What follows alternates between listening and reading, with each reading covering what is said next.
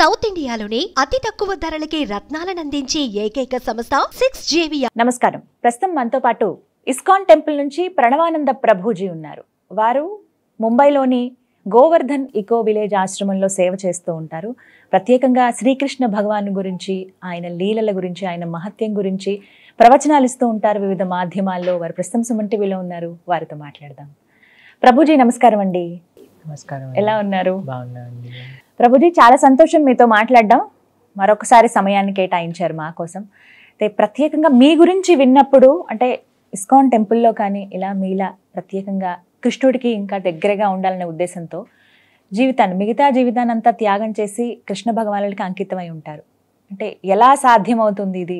మీ గురించి చెప్పండి. మీరు చాలా చక్కగా చదువుకున్నారని విన్నాం. కామన్గా ఆలోచించేది ఏంటంటే అంత బాగా చదువుకున్న వాళ్ళు ఉద్యోగం చేయాలి, ఆ లగ్జరీ లైఫ్ని ఎంజాయ్ చేయాలని కోరుకుంటారు.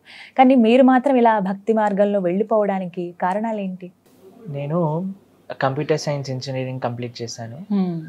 అయితే చాలామంది మమ్మల్ని అడుగుతూ ఉంటారు, ప్రభుజీ మీరు ఇంత చదువుకున్నారు, మీరు ఇంత హ్యాపీగా ఉండొచ్చు, మీకు ఇంకా ఇంత మంచిగా ఎడ్యుకేషన్ ఉంది, మీ దగ్గర డబ్బులు ఉన్నాయి అని అడుగుతూ ఉంటారనమాట. కానీ థింగ్ ఈజ్, మేము చిన్నప్పటి నుంచి కూడా నా విషయానికి వస్తే ఆధ్యాత్మికంగా పెరిగాం.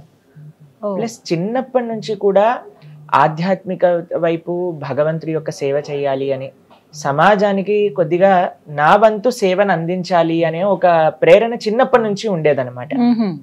అయితే మేము స్కూల్లో చదువుకుంటున్నప్పుడల్లా మా అమ్మగారికి చెప్పేవాళ్ళం, మా నాన్నగారికి అమ్మగారికి, అమ్మ మేము పెద్దగా అయ్యాక ధర్మానికి సేవ చేస్తాము, స్వామీజీ అయిపోతాము అని అంటూ ఉండేవాళ్ళం అనమాట. అయితే వాళ్ళు అనుకునే వాళ్ళు చిన్న పిల్లలు కదా వీళ్ళు అలానే అనుకుంటున్నారేమో అని. బట్ చిన్నప్పటి నుంచి మాకు అదే ఒక ఒపీనియన్ ఉండేది. దాని తర్వాత చదువుకున్నప్పుడు కూడా వెన్ ఐ వెంట ఆ ఇంజనీరింగ్ కాలేజ్లో హాస్టల్లో ఉండేవాళ్ళం. మేము చెన్నైలో చదువుకున్నాను నా ఇంజనీరింగ్. అయితే అప్పుడు అన్ని చూసి కూడా వాళ్ళు ఏమనుకున్నారంటే మేబీ బయటికి వెళ్ళి ఆ ఎన్వైరన్మెంట్ వాళ్ళందరినీ చూస్తేమన్నా మనసు మారుతుందేమో అని అంత దూరం పంపించారు. కానీ అక్కడికి వెళ్ళాక నా మనసు ఇంకా స్ట్రాంగ్ అయిపోయింది అనమాట, తప్పకుండా ఇదే దాంట్లో వెళ్ళాలి. ఎందుకంటే అండి మీకు ఒక విషయం చెప్తాను. నేను కాలేజ్కి వెళ్ళినప్పుడు అక్కడ ఫస్ట్ ఇయర్లో మేము ఉన్నప్పుడు అండి, మా హాస్టల్లో ఉండే వాళ్ళకి చాలా తక్కువ మందికి మాత్రమే చెడు అలవాట్లు అనేవి ఉండేవన్నమాట. ఇప్పుడు చూడండి, మేము ఇంజనీరింగ్కి వెళ్ళింది 18-19 ఇయర్స్లో. ఆ టైంలో మన కర్తవ్యం ఏంటి? చదువుకోవాలి, తల్లిదండ్రులకు మంచి పేరు తీసుకొని రావాలి, మన జీవితంలో ముందుకెళ్ళడానికి ఏదైతే కావాలో దాన్ని నేర్చుకోవాలి అంతే. కానీ అక్కడ ఉండే డిస్ట్రాక్షన్స్ చూసి అక్కడ ఉండే వాళ్ళందరికీ వాళ్ళు సంతోషంగా ఉన్నారా అంటే అటు సంతోషంగా లేరు, ఇటు మంచి పనులు కూడా చేయట్లేదు. ఈ రెండు చూసి ఈ ప్రపంచాన్ని మొత్తం చూసాక, ఈ భగవంతుడి యొక్క భక్తుల్ని చూసాక నాకు అనిపించింది ఇంకా స్ట్రాంగ్ అయిపోయింది అనమాట, నేను ఈ విధంగా సేవ చేయాలి అని అనుకున్నాం అనమాట. కానీ మీకు ఒక విషయం ఏంటి అని అంటే, చాలా మంది అడుగుతారు, రోజు మీరు ఇస్కాన్ వాళ్ళ వల్ల ఇలా సాధువు అయిపోయారా అని అంటే, కాదండి, మాకు చిన్నప్పటి నుంచి ఆ ఒపీనియన్ ఉండేది, ఆ స్ట్రాంగ్ డిటర్మినేషన్ ఉండేది. మీకు ఒక చిన్న విషయం చెప్తాను.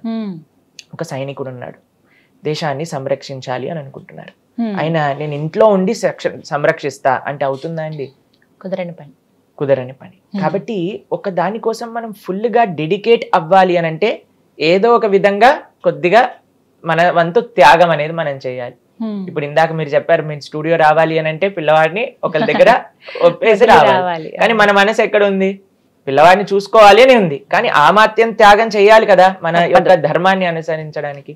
కాబట్టి మాకు చిన్నప్పటి నుంచి మా యొక్క సంకల్పం ఏంటి అని అంటే, నేను ఎలాగైనా సరే భగవంతుడి యొక్క సేవగా సమాజానికి సేవ, దేశానికి సేవ చెయ్యాలి, నా మొత్తం సమయం ఆ భగవంతుడి యొక్క సేవలో వినియోగించాలి అని అనుకుంటే వాళ్ళం అనమాట. ఇప్పుడు చూడండి, మేము ప్రొద్దున పూట 3:30 గంటలకి లేచినప్పటి నుంచి రాత్రి పడుకునే 9:30 వరకు ఎవ్రీ మూమెంట్ మేము సేవ చేసుకోగలుగుతున్నాం. అధ్యయన సేవ, దీంతో మా జీవితం అంతా సక్రమంగా గడుస్తుంది. ఇంకో ప్రశ్న చాలా మంది అడిగేది ఏంటంటే, మళ్ళీ తల్లిదండ్రులను ఎందుకు రోజు మీరు బాధ పెడుతున్నారు అని అంటారు. కానీ మా అమ్మగారు నాన్నగారు ఇద్దరు కూడా చిన్నప్పటి నుంచి నన్ను చూసారు కదండి, కాబట్టి వాళ్ళ పూర్తి ఆశీర్వచనం మాకు ఉండింది. ఇంజనీరింగ్ కంప్లీట్ చేశాక కొన్ని నెలలు నేను వర్క్ చేశాను. తర్వాత చెప్పాను అనమాట, అమ్మ మీరు చేయమంటే నేను పని చేస్తాను, కానీ మీకు తెలుసు చిన్నప్పటి నుంచి నాకు ఈ యొక్క మార్గంలో వెళ్ళాలి అని ఉంది, మరి మీరేమంటారు అంటే, మా నాన్నగారు అమ్మగారు ఇద్దరు కూడా ఒకటే విషయం చెప్పారు, నువ్వు ఎక్కడ హ్యాపీగా ఉంటే అక్కడ మేము కూడా హ్యాపీ. ఎంతో మంది మా అమ్మగారు ఇప్పుడు కూడా చెప్తూ ఉంటారు, అందరూ కూడా వాళ్ళ యొక్క స్వార్థం కోసమని, వాళ్ళు బాగుండాలి అని కష్టపడుతున్న వాళ్ళు చాలా మంది ఉన్నారు. కానీ దేశం కోసం, ధర్మం కోసం ఒకళ్ళు ఆలోచించి వాళ్ళ జీవితాన్ని సమర్పణ చేస్తే దానికంటే గొప్ప అదృష్టం ఏముంది అని అంటారనమాట. కాబట్టి నిజంగా చెప్పాలి అని అంటే వాళ్ళ యొక్క ప్రోత్సాహం, వాళ్ళ యొక్క ఆశీర్వాదాల వల్ల మేము ఈరోజు ఈ యొక్క భగవంతుడి గురించి మాట్లాడగలుగుతున్నాము అని అంటే వాళ్ళ యొక్క కృప.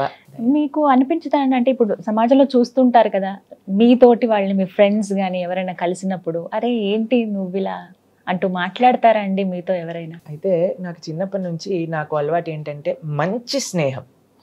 మొన్నసారి మాట్లాడుకున్నప్పుడు కూడా మనం మీకు ఒక విషయం చెప్పాను, ఎంత మంది ఉన్నారు కాదు, ఎంత మంచి వాళ్ళు మనతో ఉన్నారు అని. సత్సంగత్వే నిస్సంగత్వం, నిస్సంగత్వే నిర్మోహత్వం, నిర్మోహత్వే నిశ్చలతత్వం, నిశ్చలతత్వే జీవన్ముక్తి. లోకే సజ్జన సంగతిరేక భవతి భవార్నవ తరణే నౌక అంటారు. ఈ లోకంలో మంచి ఫ్రెండ్షిప్ అనేది చాలా రేర్ అండి. కాబట్టి నాకు చాలా మంది మంచి స్నేహితులు ఉన్నారు, ఇప్పటికీ ఉన్నారు. నేను ఇంజనీరింగ్ చదువుకున్న వాళ్ళు, స్కూల్లో చదువుకున్న వాళ్ళు అందరూ కూడా నాతో మాట్లాడతారు. ఏం మాట్లాడతామో తెలుసా అండి, మేము ఎంత బాగా నువ్వు సేవ చేస్తున్నావు, మేము కూడా మీ ఆశ్రమానికి వచ్చి ఉండాలనుకుంటున్నాం. వాళ్ళల్లో ఎవరైనా ఇలా మీలా? లేదు అండి, చాలా తక్కువ మంది. నేను ఒక్కని ఈ యొక్క మార్గంలోకి వచ్చినా సరే వాళ్ళు ఇప్పటికీ కూడా ఎంతో అప్రిషియేట్ చేస్తారు. వాళ్ళు అంటారు మా పిల్లలు పుట్టాక మీ ఆశ్రమానికి పంపించేస్తామని చెప్తారనమాట. కాబట్టి everybody is very well appreciative. ఎందుకంటే మనం చేసే సేవ ఇప్పుడు చూడండి, ఒక్కొక్కళ్ళు ఒక్కొక్క విధంగా సమాజానికి, దేశానికి సేవ చేయగలుగుతారు. మరి మా సేవ ఏంటి? మేము ఇలా ఇల్లు వదిలేసి శాస్త్రాన్ని అధ్యయనం చేస్తూ మేం చేసే సేవ ఏంటి అని అంటే, భగవంతుడి యొక్క ఆ తత్వం ఏదైతే ఉందో దాన్ని యథావిధిగా శాస్త్రాలలో ఆచార్యులు ఏం చెప్పారు అనే విషయాన్ని మేము అధ్యయనం చేస్తూ అది 10 మందికి చెప్పటం. దానివల్ల ఏమవుతుంది అని అంటే భగవంతుడికి దగ్గర అవుతారు. ఎప్పుడైతే మనం భగవంతుడికి దగ్గర అవుతామో ఈ ప్రపంచంలో ఉండే ఏ కష్టము కూడా మనల్ని బాధించలేదు. ఎదుర్కొనే శక్తి, ఆ ధైర్యాన్ని భగవంతుడు ఇస్తాడు. మీకు ఒక చిన్న స్టోరీ చెప్పనా? ఒకసారి ఒక పిల్లవాడు ఉన్నాడు, చాలా ధనవంతుల యొక్క కుమారుడు అనమాట. ఆయన తప్పిపోతాడు. తప్పిపోయినప్పుడు ఒక ఆయన చూస్తాడనమాట, అయ్యో ఈయన పిల్లవాడు తప్పిపోయాడు, ఏడుస్తున్నాడు కదా అని అనుకొని ఆ పిల్లవాడిని తీసుకొచ్చి వాళ్ళ ఇంట్లో పెట్టి చక్కగా తినిపించి స్నానం చేయించి రెడీ చేయించి ఆయన అంటారు, అయ్యా నేను నిన్ను చాలా బాగా చూసుకుంటా అని ఒక స్కూల్లో జాయిన్ చేసి పెంచుతూ ఉన్నాడు అనమాట. ఎవరింట్లో అయితే ఈయన పెరుగుతున్నారో దానికంటే వీళ్ళ యొక్క సొంత తండ్రి కొన్ని లక్షల కోట్ల రూపాయలు ఆయన దగ్గర ఉన్నాయి, చాలా ధనవంతుడు. ఇప్పుడు మీరు చెప్పండి, ఈయన ఆయనని చూసుకోవటం మంచిదా, వాళ్ళ తండ్రి దగ్గరికి పంపించడం మంచిదా? ఏది బెస్ట్ అంటారు? ఈయన బ్రహ్మాండంగా చూసుకుంటున్నారు, లోటు లేదు. కానీ ఈయన దగ్గర అన్ని డబ్బులు లేవు, అంత శక్తి లేదు చూసుకోవడానికి. కానీ తప్పిపోయిన పిల్లవాడు కదా అని చేరదీశాడు.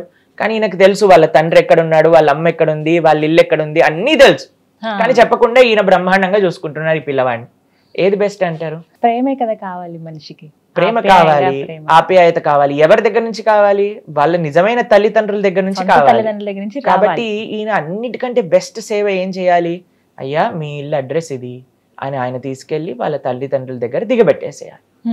అప్పుడు వాళ్ళ తండ్రులు ఎంత బాగా సేవ చేసుకోగలుగుతారు ఈయనని.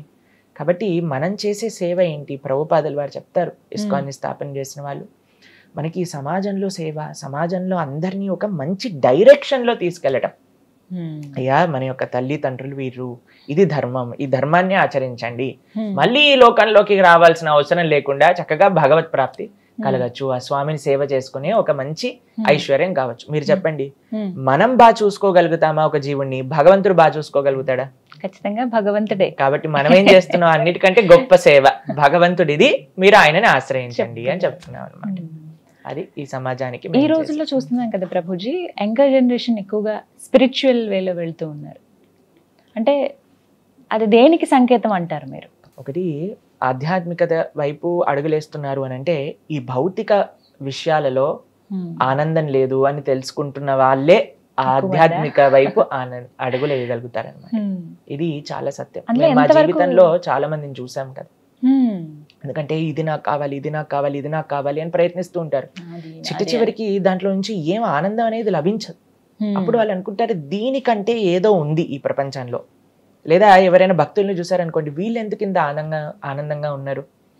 భక్తుల దగ్గర చాలాసార్లు అంత ఐశ్వర్యం కానీ అంత భౌతికంగా ఉండే ఫెసిలిటీస్ ఉండకపోవచ్చు, కానీ బ్రహ్మాండంగా హాయిగా ఉంటారన్నమాట. కొంతమంది వాదన ఉంటుంది ప్రభుజీ, లైఫ్ అంటే ఎంజాయ్ చేయడానికి, మళ్ళీ మళ్ళీ మనకి లైఫ్ రాదు, ఉన్నది ఒకటే జిందగీ, ఎంజాయ్ చేయాలి, ఇప్పుడున్న పరిస్థితి మనం ఎలా ఉన్నాం అలా హ్యాపీగా గడపాలి, మన ఫ్రెండ్స్తో ఫ్యామిలీతో మనం అనుకున్నది చేసేయాలి అంతే, ఇదే కదా లైఫ్ అంటే అంటారు కొంతమంది. మరి వారికి మీరు ఇచ్చే సమాధానం? ఈ ప్రపంచంలో జస్ట్ డూ ఇట్ అని అంటారనమాట. Don't think, just do it అని అందరూ కూడా అంటూ ఉంటారు. కానీ మీకు ఒక విషయం చెప్తానండి, మన శాస్త్రం చెప్తుంది, మనం ప్రతి విషయాన్ని కూడా దుర్లభో మానుషో దేహో తదపి దుర్లభం అర్థదం మనుష్యత్వం ముముక్షత్వం వైకుంఠ ప్రియ దర్శనం. 84 లక్షల జీవరాశులలో అన్నిటికంటే దుర్లభమైనది మానవ జన్మ. ఇప్పుడు చూడండి, మనం ఎన్నో ప్రాణులను చూస్తూ ఉంటాం ప్రతి నిత్యము కూడా. ఏ ప్రాణి అయినా ఇలా కూర్చొని కృష్ణుడు అంటే ఏంటండి, భగవద్గీత అంటే ఏంటండి అని అడిగే జ్ఞానం ఉంటుందా చెప్పండి? లేదు. ఆహార నిద్ర భయ మైథునం చ సామాన్యయేతత్ పశుభిర్నరాణ. ఆహారం అంటే తినటం, నిద్ర పడుకోవటం, భయ అని అంటే ఒకరినొకరు డిఫెండ్ చేసుకుంటూ కాపాడుకోవటం, మైథున అని అంటే పిల్లల్ని కనటం. ఇది అందరూ కూడా చేసే పనే కదండి, మానవుడు కాదండి, ప్రతి జీవుడు కూడా అదే పని చేస్తున్నాడు. ఏ పశువుని చూసినా సరే అదే పని చేస్తుంది. మరి ఇంత గొప్ప మనుష్య జీవితం కలిగి మనం కూడా ఆహార నిద్ర భయం అవుతున్నాం, దీని గురించే జీవితాన్ని వెచ్చిస్తే దాంట్లో మనుష్య జన్మ వచ్చిన దానికి లాభం ఏంటి చెప్పండి? అది మనము చేస్తున్నాం, ఒక ప్రాణి చేస్తుంది. ఒక పావురాన్ని చూస్తే అదే పని చేస్తుంది, ఒక రోడ్డు పైన వెళ్ళే కుక్కని చూస్తే అది కూడా అదే పని చేస్తుంది. మరి మానవుడికి దానికి ఏంటి తేడా? ఉండాలి కదా. ధర్మోహితేషాం అధికో విశేషో ధర్మస్య హీనః పశుభిర్ సమాన. మానవుడికి మిగతా జీవులని వేరు చేసేది ఏంటి అంటే ధర్మం. ధర్మం అంటే ఏంటి? చాలా సింపుల్గా చెప్తానండి. కొన్ని ప్రశ్నలు మనం వేసుకోవాలి. ఏంటి? జీవుడు అంటే ఎవరు? నేను అసలు ఎందుకు ఈ ప్రపంచంలో ఉన్నా? భగవంతుడు అంటే ఎవరు? నాకు భగవంతుడికి ఏంటి సంబంధం? భగవంతుని ఎలా చేరుకోవాలి?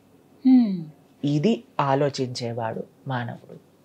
అథాతో బ్రహ్మ జిజ్ఞాస అంటే జిజ్ఞాస ఉండాలి. ఏంటి ఈ శరీరం? ఎప్పుడైనా మనం చూసాం అనుకోండి, మన ఇంట్లో ఏదైనా ఒక పిల్లి కానీ ఎవరైనా జంతువు ఉందనుకోండి, అది ఆలోచిస్తుందా, నేను ఎందుకు పిల్లిలా పుట్టాను, నేను ఎందుకు ఇలా పుట్టాను, నేను ఎందుకు ఇక్కడ ఉన్నాను, నేనేం చెయ్యాలి? ఏమీ ఆలోచన అవసరం లేదు. ఆహార నిద్ర భయం అయిపోయి వాటికి అంతే. ఈ 4 వాళ్ళ జీవితం ఆనందంగా ఉంటుంది. కానీ మనిషికి మాత్రమే ఆలోచన శక్తి ఇచ్చారు, ఒక ఉత్కృష్టమైన ఒక తత్వాన్ని ఇచ్చారు. దేనికోసం? ఆలోచించడానికి. ఏంటి తత్వం అంటే ఏంటి, ఎలా నేను తరించగలను అని ఆలోచించే ఒక సామర్థ్యం కేవలం మానవుడికి మాత్రమే ఉంది. కాబట్టి అటువంటి మానవ జీవ ఎంతో దుర్లభమైనది. అటువంటి జీవితాన్ని ఇలా పశువుల్లా వెచ్చించడం కంటే మంచిగా ధర్మ మార్గంలో వెళ్ళటం అనేది మనకి చాలా ముఖ్యం. మీకు ఒక చిన్న విషయం చెప్పండి. ఒకసారి ఒక గురువు గారు తన శిష్యుడికి చాలా చెప్పడానికి ప్రయత్నం చేశారనమాట. అయ్యా, నువ్వు మంచిగా మారు, మంచిగా చక్కగా జీవితంలో ధర్మాన్ని ఆచరించు, భగవంతుని ఆశ్రయించు అని చెప్తే అస్సలు వినేవాడు కాదండి. ఒక రాజ్యానికి రాజు అనమాట. చాలాసార్లు చెప్పడానికి ప్రయత్నించారు, కానీ ఈయన మాత్రం జస్ట్ డూ ఇట్, నేను ఏది మనసులో అనుకుంటే అది చెయ్యాలి అని అనుకునేవారు. అయితే ఒకసారి గురువు గారు వచ్చారు, ఈయన ఇలా మారరు అని చెప్పి, అయ్యా నీ రాజ్యంలో ఉండే ఒక గొప్ప మూర్ఖుడిని తీసుకొనిరా, ఆయనకి నేను ఇచ్చే ఈ కర్రని చేతిలో పెట్టు అని చెప్పారనమాట. సరే అని వాళ్ళ భటులని, వాళ్ళ యొక్క సైనికుల్ని, వాళ్ళ యొక్క మంత్రుల్ని అందరినీ పంపించారు. ఒక పెద్ద మూర్ఖుడిని తీసుకొని రా మన రాజ్యంలో ఉండేవాడిని అని అంటే వాళ్ళందరూ వెతుకుతూ ఉన్నారనమాట. ఒక దగ్గర అండి ఒక పెద్ద బావి ఉంది, పక్కనే బావి ఉందన్నమాట. ఆ బావిలో నుంచి చక్కగా నీరు తోడుకొని స్నానం చేయొచ్చు ఎవరైనా సరే. కానీ ఈయన ఏం చేస్తున్నాడు అని అంటే, ఒక చిన్న పాత్రలో నీరు తీసుకొని ఒక స్పూన్తో మీదేసుకుంటూ ఉన్నాడు అనమాట. అయితే ఈయన చూసి విచిత్రం అనిపించింది. బట్టలు అడిగారు, అరే ఏం చేస్తున్నావురా అని అంటే, నీళ్లు కొద్దిగా ఉన్నాయండి నా దగ్గర, అందుకోసం జాగ్రత్తగా స్నానం చేస్తున్నాను అని. పక్కనే బావి ఉంది. అయితే వీళ్ళు అనుకున్నారు, వీడే మూర్ఖుడు అయి ఉంటాడు, వీడిని తీసుకెళ్ళాలి రాజుగారి దగ్గరికి అని తీసుకెళ్లారనమాట. తీసుకెళ్లి రాజుగారు అన్నారు, ఈ కర్ర పట్టుకో, చక్కగా భ్రమణ చేస్తూ ఉండు, ఇది మా గురువు నాకు ఇచ్చిన సేవ అని చెప్పారనమాట. రాజుగారి యొక్క ఆరోగ్యం సడన్ గా క్షీణించడం ప్రారంభం చేసింది. ఆయన ఒక శరీరం పెట్టి వెళ్ళిపోతున్నారు అని చాటింపు చేయించారనమాట. ఈ రాజుగారికి ఒక కోరిక ఉండేది, నా రాజ్యంలో ఉండే వాళ్ళందరినీ నేను చూడాలనుకుంటున్నా అని చెప్పంగానే అందరు వస్తున్నారు, రాజుగారిని చూస్తున్నారు, మాట్లాడుతున్నారు, వెళ్తున్నారు. రాజుగారు అన్నారు, అందరు వచ్చారు కానీ ఈ మూర్ఖుడు రాలేదు, ఆయనని తీసుకొని రండి అనగానే ఆయనని తీసుకొచ్చారు. ఆయన మాట్లాడుతూ ఉన్నారనమాట. ఓ రాజా, ఎక్కడికి వెళ్తున్నావు నువ్వు అని అంటే, నేను చాలా దూరం వెళ్తున్నాను అని అంటే, మరి తీసుకెళ్ళడానికి ఏదైనా వెళ్తున్నప్పుడు తినడానికి ఏదైనా తీసుకెళ్తున్నావా అని అంటే, రాజుగారు అన్నారు, అరే మూర్ఖుడా, నీకు అర్థం కాదు, ఏం తీసుకెళ్ళలే నేను, తినడానికి తీసుకెళ్ళలేవా, సరే ఎవరైనా నీ భార్యల్ని తీసుకెళ్ళు, వాళ్ళు ఉండి పెడతారు నీకు అనగానే అందరు భార్యలు లోపలికి వెళ్ళి తాళాలు వేసేసుకున్నారనమాట, డోర్ని మూసేసి, ఎక్కడ రాజు రమ్మంటారేమో అని. అయితే భార్యలు రావట్లేదా, ఇంతమంది సైనికులు భటులు ఉన్నారు కదా, వాళ్ళని కొంతమందిని తీసుకెళ్ళు అనగానే అందరూ ఒక అడుగు వెన్నుకాలకి వేసేసారనమాట.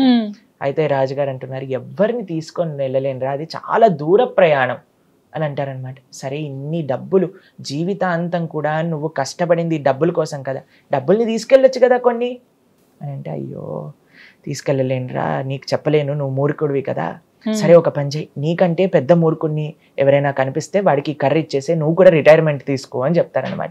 వెంటనే ఈయన ఆ కర్రీ తీసి ఆ రాజుగారి చేతిలో పెడతారు.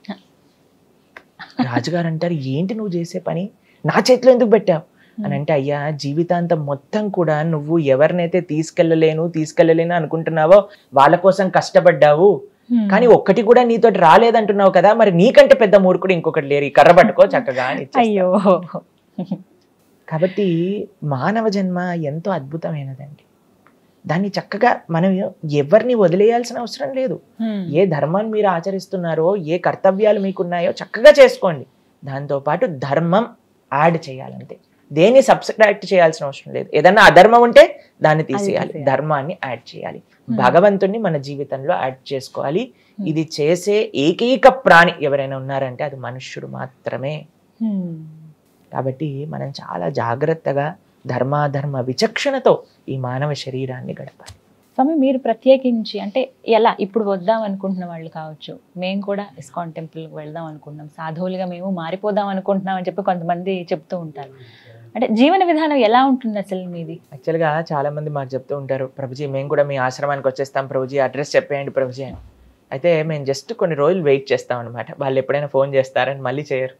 ఎందుకనంటే దీన్ని శ్మశాన వైరాగ్యం అని అంటారు, చూస్తారా? ఎప్పుడైనా ఏదైనా శవం కాలిపోతుంది అనుకోండి, ఈ జీవితం యొక్క సత్యం ఏంటి, ఎప్పుడు కూడా అశాశ్వతమే, ఇలా మనం ఒక రోజు కాలిపోవాల్సిందే అని అనిపిస్తుంది. అక్కడ నుంచి బయటికి రాగానే మళ్ళీ మన లోకం మనదే ఉంటుంది అంతే. కానీ సాధువులుగా మారాల్సిన అవసరం ఎవరికి లేదండి, కొంతమందికి మాత్రమే. ఎందుకంటే సాధు జీవితం అనేది అంత సులభమైన జీవితం కాదు, చాలా కఠినమైన జీవితం, ఎన్నో నియమాలతో నిష్ఠతో కూడుకున్న జీవితం అన్నమాట. మా యొక్క జీవితం అనేది సేవకే అంకితమైంది. పొద్దున్న నుంచి రాత్రి దాకా ఒక్కొక్క క్షణం కూడా ఆ భగవత్ సేవలో, సమాజ సేవలో, దేశ సేవలో గడుపుతూ ఉంటాం అనమాట. అయితే మేము చెప్పేది ఏంటి అని అంటే, ఎవ్వరూ ఏమి వదిలేయాల్సిన అవసరం లేదు. మంచి మార్గంలో, మంచి ధర్మ మార్గంలో, కృష్ణ భక్తి మార్గంలో మీరు వెళ్ళండి. అది ఎలా అనంటే, మంచిగా ఒక ఇస్కాన్ టెంపుల్ ఉంది, ఎక్కడైతే కృష్ణ భక్తి మనకి తెలుస్తుందో, భగవద్గీత, భాగవతం ఇవి చాలా ముఖ్యం. ప్రతి ఒక్కళ్ళు కూడా అధ్యయనం చేయవలసిన శాస్త్రం. మనకండి ధర్మం ఎలా వస్తుంది అని అంటే, ఏదో ఒక చిన్న పూజ చేయటం చేతో, వ్రతం చేయటం చేతో మనం భగవంతుడికి దగ్గర అవుతామా అని అంటే ప్రశ్నార్థకమే. మరి ఎలా భగవంతుడికి దగ్గర అయ్యేది అని అంటే, ప్రహ్లాదుడు చెప్తాడు, శ్రవణం కీర్తనం విష్ణోహో స్మరణం పాదసేవనం అర్చనం వందనం దాస్యం సాఖ్యం ఆత్మ నివేదనం. మొట్టమొదటి అడుగు మీరు అన్నారు కదా, మాకు కూడా భగవంతుని తెలుసుకోవాలని అని అనడానికి మొట్టమొదటి అడుగు ఏంటి అని అంటే, భగవంతుడి గురించి వినటం. ఏం వినాలి కృష్ణుడి గురించి తెలుసుకోవాలి అని అంటే, గీత, భాగవత, రామాయణాలు వినాలి. అందుకే మన పెద్దలు కూడా అండి, మీరు ఎక్కడైనా మీరు చూసారనుకోండి, భాగవత సప్తాహము అని చేస్తూ ఉంటారు. మన పెద్దలకి తెలుసు ఏ పుస్తకం మనల్ని ఉద్ధరింపజేయగలుగుతుంది, ఏ పుస్తకం మనల్ని భగవంతుడి దగ్గరికి తీసుకెళ్ళగలుగుతుంది అనేది దాన్ని ఇలా ఈ యొక్క భాగవత సప్తాహ రూపంలో అందించేశారనమాట. మనం ఎక్కడ చూసినా, ఏ గ్రామానికి వెళ్ళినా సరే అక్కడ భాగవత సప్తాహం జరుగుతుంది, రామాయణ నవాహం జరుగుతుంది అనమాట. ఈ రెండూ కూడా మానవుడికి చాలా దగ్గరగా ఉండి మనల్ని మన స్థాయి నుంచి భగవంతుడి దగ్గరికి తీసుకెళ్లే పుస్తకాలు అనమాట. కాబట్టి మనం కృష్ణుడికి దగ్గర అవ్వాలి అని అనుకుంటే ముందుగా చేయాల్సింది శ్రవణం, దాంతో పాటు చేయాల్సింది భగవంతుడి యొక్క నామ జపం. అటువంటి నామాన్ని మనం కీర్తన చేస్తూ అలా ఒక్కొక్క మెడుగు ముందు వేసుకుంటూ భగవంతుడి దగ్గరికి చేర్చుకోవచ్చు. మీ జీవన విధానం స్వామి ఎలా ఉంటుంది? అయితే మా యొక్క జనరల్ స్కెడ్యూల్ మీకు చెప్తే మార్నింగ్ పూట 3:30 కల్లా మేము నిద్రలేస్తాం అనమాట. 3:30 ఎవ్రీడే నియమంగా మా ఆశ్రమంలో అందరూ కూడా 3:30 కల్లా నిద్రలేసి దాని తర్వాత మాకు స్నానాది కార్యములన్నీ కూడా తీసుకొని 4 గంటలకి మా ఆలయంలో ఫస్ట్ ఆరతి జరుగుతుంది భగవంతుడికి. అయితే 4:30 కల్లా అందరూ ఆరతిలో పాల్గొంటారు, ఆశ్రమ వాసులందరూ కూడా. దాని తర్వాత 2 గంటలు మంత్ర మెడిటేషన్, భగవంతుడి యొక్క నామాన్ని జపం చేస్తాం. హరే కృష్ణ కృష్ణ కృష్ణ హరే హరే, హరే రామ రామ రామ హరే హరే అనే ఈ మంత్రాన్ని జపం చేస్తాం అనమాట. అది 2 గంటల సాధన తర్వాత ప్రతిరోజు కూడా మాకు భాగవతం అధ్యయనం చేస్తాం అందరు భక్తులు కూడా కలిసి. మా ప్రసాదం అంటే మా ఆహారం రోజుకి 2 సార్లు, 9:30కు ఒకసారి, సాయంత్రం 4:30కు ఒకసారి. సూర్యాస్తమయం అయ్యే లోపలే మా ఆహారం అంతా కూడా పూర్తయిపోతుంది అనమాట. ఆ తర్వాత ఏమి తీసుకో? దాని తర్వాత ఇంకా మళ్ళీ నెక్స్ట్ డే మార్నింగ్ 9:30 వరకు ఏం తీసుకో. దీన్ని ఇప్పుడు సైన్స్ ప్రకారంగా ఇంటర్మీడియట్ ఫాస్టింగ్ అని పెట్టేశారనమాట పేరు. ఇది ఆశ్రమ సాంప్రదాయంలో, సనాతన సాంప్రదాయంలో ఎప్పటి నుంచో ఉందన్నమాట. అందరి యొక్క ఆరోగ్యం బాగుండడానికి మనకి సనాతన వైదిక సాంప్రదాయాన్ని చూసారనుకోండి, సూపర్ సైంటిఫిక్. మనం జస్ట్ తెలుసుకోవాలి ఏంటి అని. అలాని మొత్తం సైన్స్ కాదండి ఉంది, భగవత్ ప్రీత్యర్థం మన శరీరానికి మంచి చేసేవే మన సనాతన సాంప్రదాయంలో మనకి ఇచ్చారు మన పెద్దలు. కాబట్టి 9:30కు ఒకసారి, 4:30కు ఒకసారి. వాటి మధ్యలో మేము శాస్త్ర అధ్యయన, సమాజ సేవ. సమాజ సేవ ఏ విధంగా అని అంటే, మేము చెప్పాము మా ముంబై ఎక్కడైతే మా ఆశ్రమం ఉందో అక్కడ అన్నిటికంటే పూరెస్ట్ డిస్ట్రిక్ట్ అన్నమాట పాల్ఘర్ అనే డిస్ట్రిక్ట్. అయితే అక్కడ తినడానికి చాలా మందికి అసలు అన్నం పప్పు వండుకోవడానికి కూడా డబ్బులు ఉండవు. ప్రతిరోజు కూడా నా సేవ, పర్సనల్ గా నేను చేసే సేవ ఏంటి అని అంటే, మాకు మా ఆలయంలో ప్రసాదాన్ని తయారు చేసి కొంతమంది ఎంతమంది ఆలయానికి వస్తే అంతమందికి ఫ్రీగా మేము భోజనం పెడతాం భగవంతుడి యొక్క ప్రసాదాన్ని. దాంతో పాటు ప్రతిరోజు మేము వండి వాటిని అక్కడ ఉండే గ్రామాలందరికీ పంపిస్తాం అనమాట, అక్కడ ఉండే ప్రజల కోసం అనమాట. ఇది మధ్యాహ్నం పూట ఇటు వంట వాళ్ళందరినీ పంపించడం, వాటన్నిటిని మేము చూసుకుంటాం. దాంతో పాటు శాస్త్ర అధ్యయనం. ఇప్పుడు చూడండి, మనందరం భారతీయులం, వీఆర్ ఇండియన్స్ అంటారు. భారతీయత అంటే ఏంటి? భారతీయత అంటే భారతీయ సంస్కృతి సంప్రదాయం. భారతం అంటే కేవలం ఒక దేశం, దేశంలో ఉండే ఆ ప్రజలకు ఉండే సాంప్రదాయాలు. అదే మనకుండే సాంప్రదాయాలు అన్ని పోయాయి అనుకోండి, మనం కూడా వెస్టర్నర్స్ గా తయారైపోయాం, ఆల్రెడీ అయిపోయాం అనుకోండి, అది వేరే విషయం. కానీ రేపటి రోజున చాలా మంది అడుగుతూ ఉంటారండి, ఈయన ఇండియన్ లా మాట్లాడట్లేదు, ఈయన ఇండియన్ లా ఉండట్లేదు అని అంటే, we're sold out to western society, what can be done. కాబట్టి మన సంస్కృతి, మన సాంప్రదాయాలను మనం కాపాడుతూ ఉన్నాం అనమాట. దాంట్లో శాస్త్ర అధ్యయన, శాస్త్రాన్ని 10 మందితో పంచుకుంటాం. అయితే మా ప్రసాద 2 సార్లు 9:30, 4:30. దాని తర్వాత ఇంకా మనం ఏం తీసుకోమన్నమాట. మధ్యలో మేము చేసే సేవ ఏంటి అని అంటే, అక్కడ మా దగ్గర చాలా మంది చాలా పేదవాళ్ళు వస్తూ ఉంటారనమాట. ట్రైబల్ పీపుల్ చాలా మంది అందులో ఉండే కూడా. వాళ్ళందరికీ కూడా మేము ప్రతి నిత్యము కూడా మా వంటశాలలో ప్రసాదాన్ని చేయటం, వాళ్ళందరికీ నివేదన చేయటం. అలానే మేము చేయించి వేరే వేరే ప్రదేశాలలో ఊళ్ళకి కూడా పంపిస్తూ ఉంటాం. అక్కడ ఉండే వాళ్ళందరికీ కూడా ప్రతి నిత్యం అన్నదానం చేయడానికి అనమాట. ఒకసారి ప్రభుపాదుల వారు ఎవరైతే ఇస్కాన్ ని స్థాపన చేసిన ఆచార్యులు ఉన్నారో ఆయన చెప్పారు, ఇస్కాన్ ఒక టెంపుల్ 10 కిలోమీటర్స్ రేడియస్ లో ఎవ్వరు కూడా ఆకలితో పడుకోకూడదు. అందుకే ఇప్పటికీ కూడా 50 లక్షల మందికి పైగా ప్రతి నిత్యము కూడా ఇస్కాన్ ఆలయాల నుంచి అన్నదాన సేవ అనేది జరుగుతుంది. ఇప్పటికీ ప్రతి నిత్యము కూడా.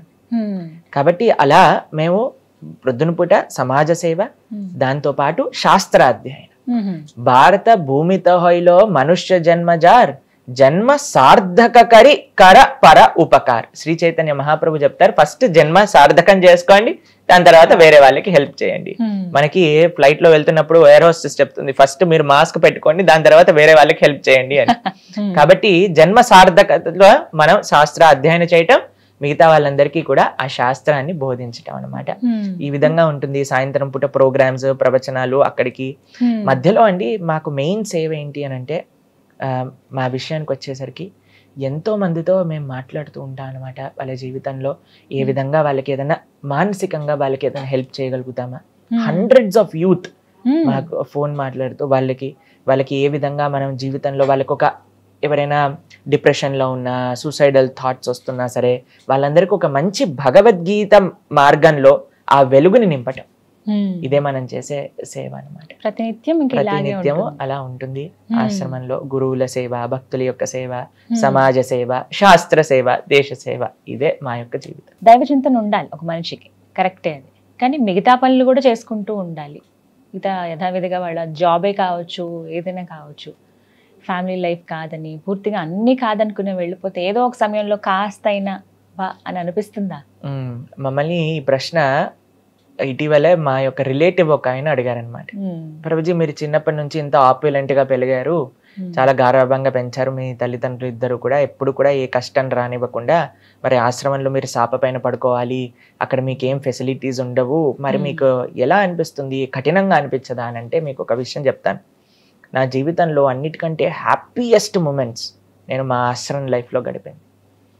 ఎందుకంటే కృష్ణ సేవ అన్నిటికంటే ఆనందమైనది. సవై పుంసాం పరో ధర్మో యతో భక్తిర్ అదోక్షజే అహైతుకి అప్రతిహత యయాత్మ సుప్రసీదతే.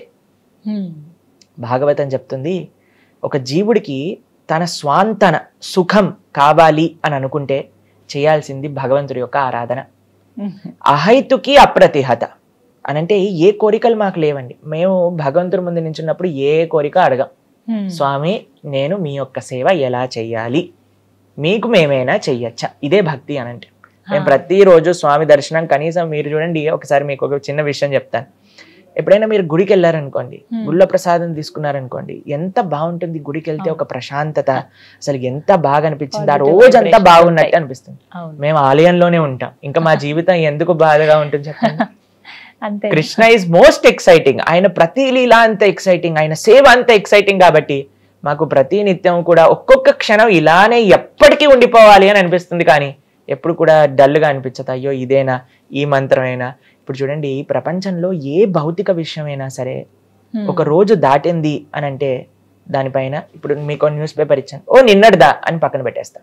కానీ శ్రీమద్ భాగవతం 5000 సంవత్సరాల నుంచి అలా అధ్యయనం చేస్తూ ఉన్నారు. ఇప్పటికీ అధ్యయనం చేస్తారు. యుగ యుగాల పర్యంతము కూడా భాగవతాన్ని అధ్యయనం చేస్తారు. ఎందుకు అనంటే ఆ కృష్ణుడు అనే తత్వం, కృష్ణుడి యొక్క ఆ లీల, కృష్ణుడి యొక్క వైభవం అనేది ఎటర్నల్. ఆయన యొక్క స్వీట్నెస్ అనేది తగ్గదు, పెరుగుతూ ఉంటుంది. కాబట్టి ఆయన దగ్గర ఉన్న మేము, ఆయన సేవ చేస్తున్న మాకు ఎప్పుడు కూడా మాకు బోరింగ్గా అనిపించదు, బాధ వేయదు, ఆనందంగా ఉంటాం మేము మా సేవలో. ఇంకో చిన్న విషయం మీరు అడిగారు, అన్నిటినీ చూసుకోవాలి, ఎక్స్క్లూజివ్ గా అన్నిటినీ వదిలేసి కృష్ణుడిని ఆశ్రయించాల్సిన అవసరం ఏముంది అని అన్నారు మీరు చూడండి, ఏ జీవుడైనా సరే, ఎవ్వరమైనా సరే, జీవేర స్వరూపహోయ్ కృష్ణేర నిత్యదాస్. మనము వీఆర్ ఎ స్పిరిచువల్ బీయింగ్. ఆత్మ ఆధ్యాత్మికం. మనం ఒక ఆధ్యాత్మిక జర్నీలో ఈ భౌతిక ప్రపంచంలో ఉండేవి స్వీకరిస్తూ మనం భగవంతుడి దగ్గరికి ప్రయాణం చేయాలి. మీకు ఒక చిన్న ఎగ్జాంపుల్ చెప్తాను. పూణే నుంచి ఎప్పుడైనా మీరు ముంబై వెళ్తున్నారనుకోండి, కర్జత్, లోనావాలా అని చిన్న చిన్న ప్లేసెస్ వస్తాయన్నమాట. అయితే ఇక్కడ చిక్కీ ఫేమస్, కొన్ని చోట్ల అవి ఫేమస్ అని ఏం చేస్తుంటారంటే, ఆ స్టేషన్ లాగినప్పుడు జనాలు బయటకు వెళ్ళి వెంటనే అది కొనుక్కొని ట్రైన్ ఎక్కేస్తారు. ట్రైన్ ఎక్కడికి వెళ్ళాలి? ముంబైకి వెళ్ళాలి. అవునా? కావాల్సినవి ఏంటి? ఏవో కొనుక్కోవాల్సిన సామాన్లు కావాలి, ట్రైన్ దిగి ఎక్కి మళ్ళీ వెళ్తూ ఉంటాం.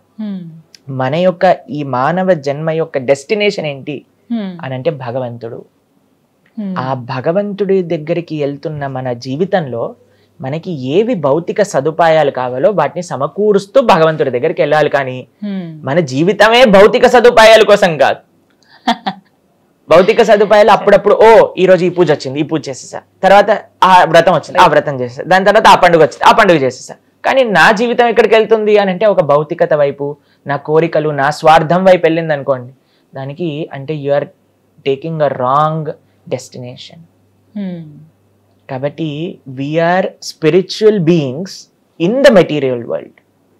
ఇది మనం అర్థం చేసుకోవాలి. మనం ఆధ్యాత్మికం, మన ప్రయాణం ఆధ్యాత్మికం, మన డెస్టినేషన్ కృష్ణుడు. ఆయన దగ్గరికి వెళ్ళే మార్గంలో చిన్న చిన్నవి మనం సమకూర్చుకుంటూ వెళ్తూ ఉండాలన్నమాట. ఇది ప్రభుజీ, శ్రీకృష్ణుడి గురించి ఇంకా తెలియని రహస్యాలు, విషయాలు చాలా ఉన్నాయి అని చెప్తూ ఉంటారు. కొన్ని ఇప్పటికీ సందిగ్ధంలో ఉండిపోయినవి కూడా ఉన్నాయి.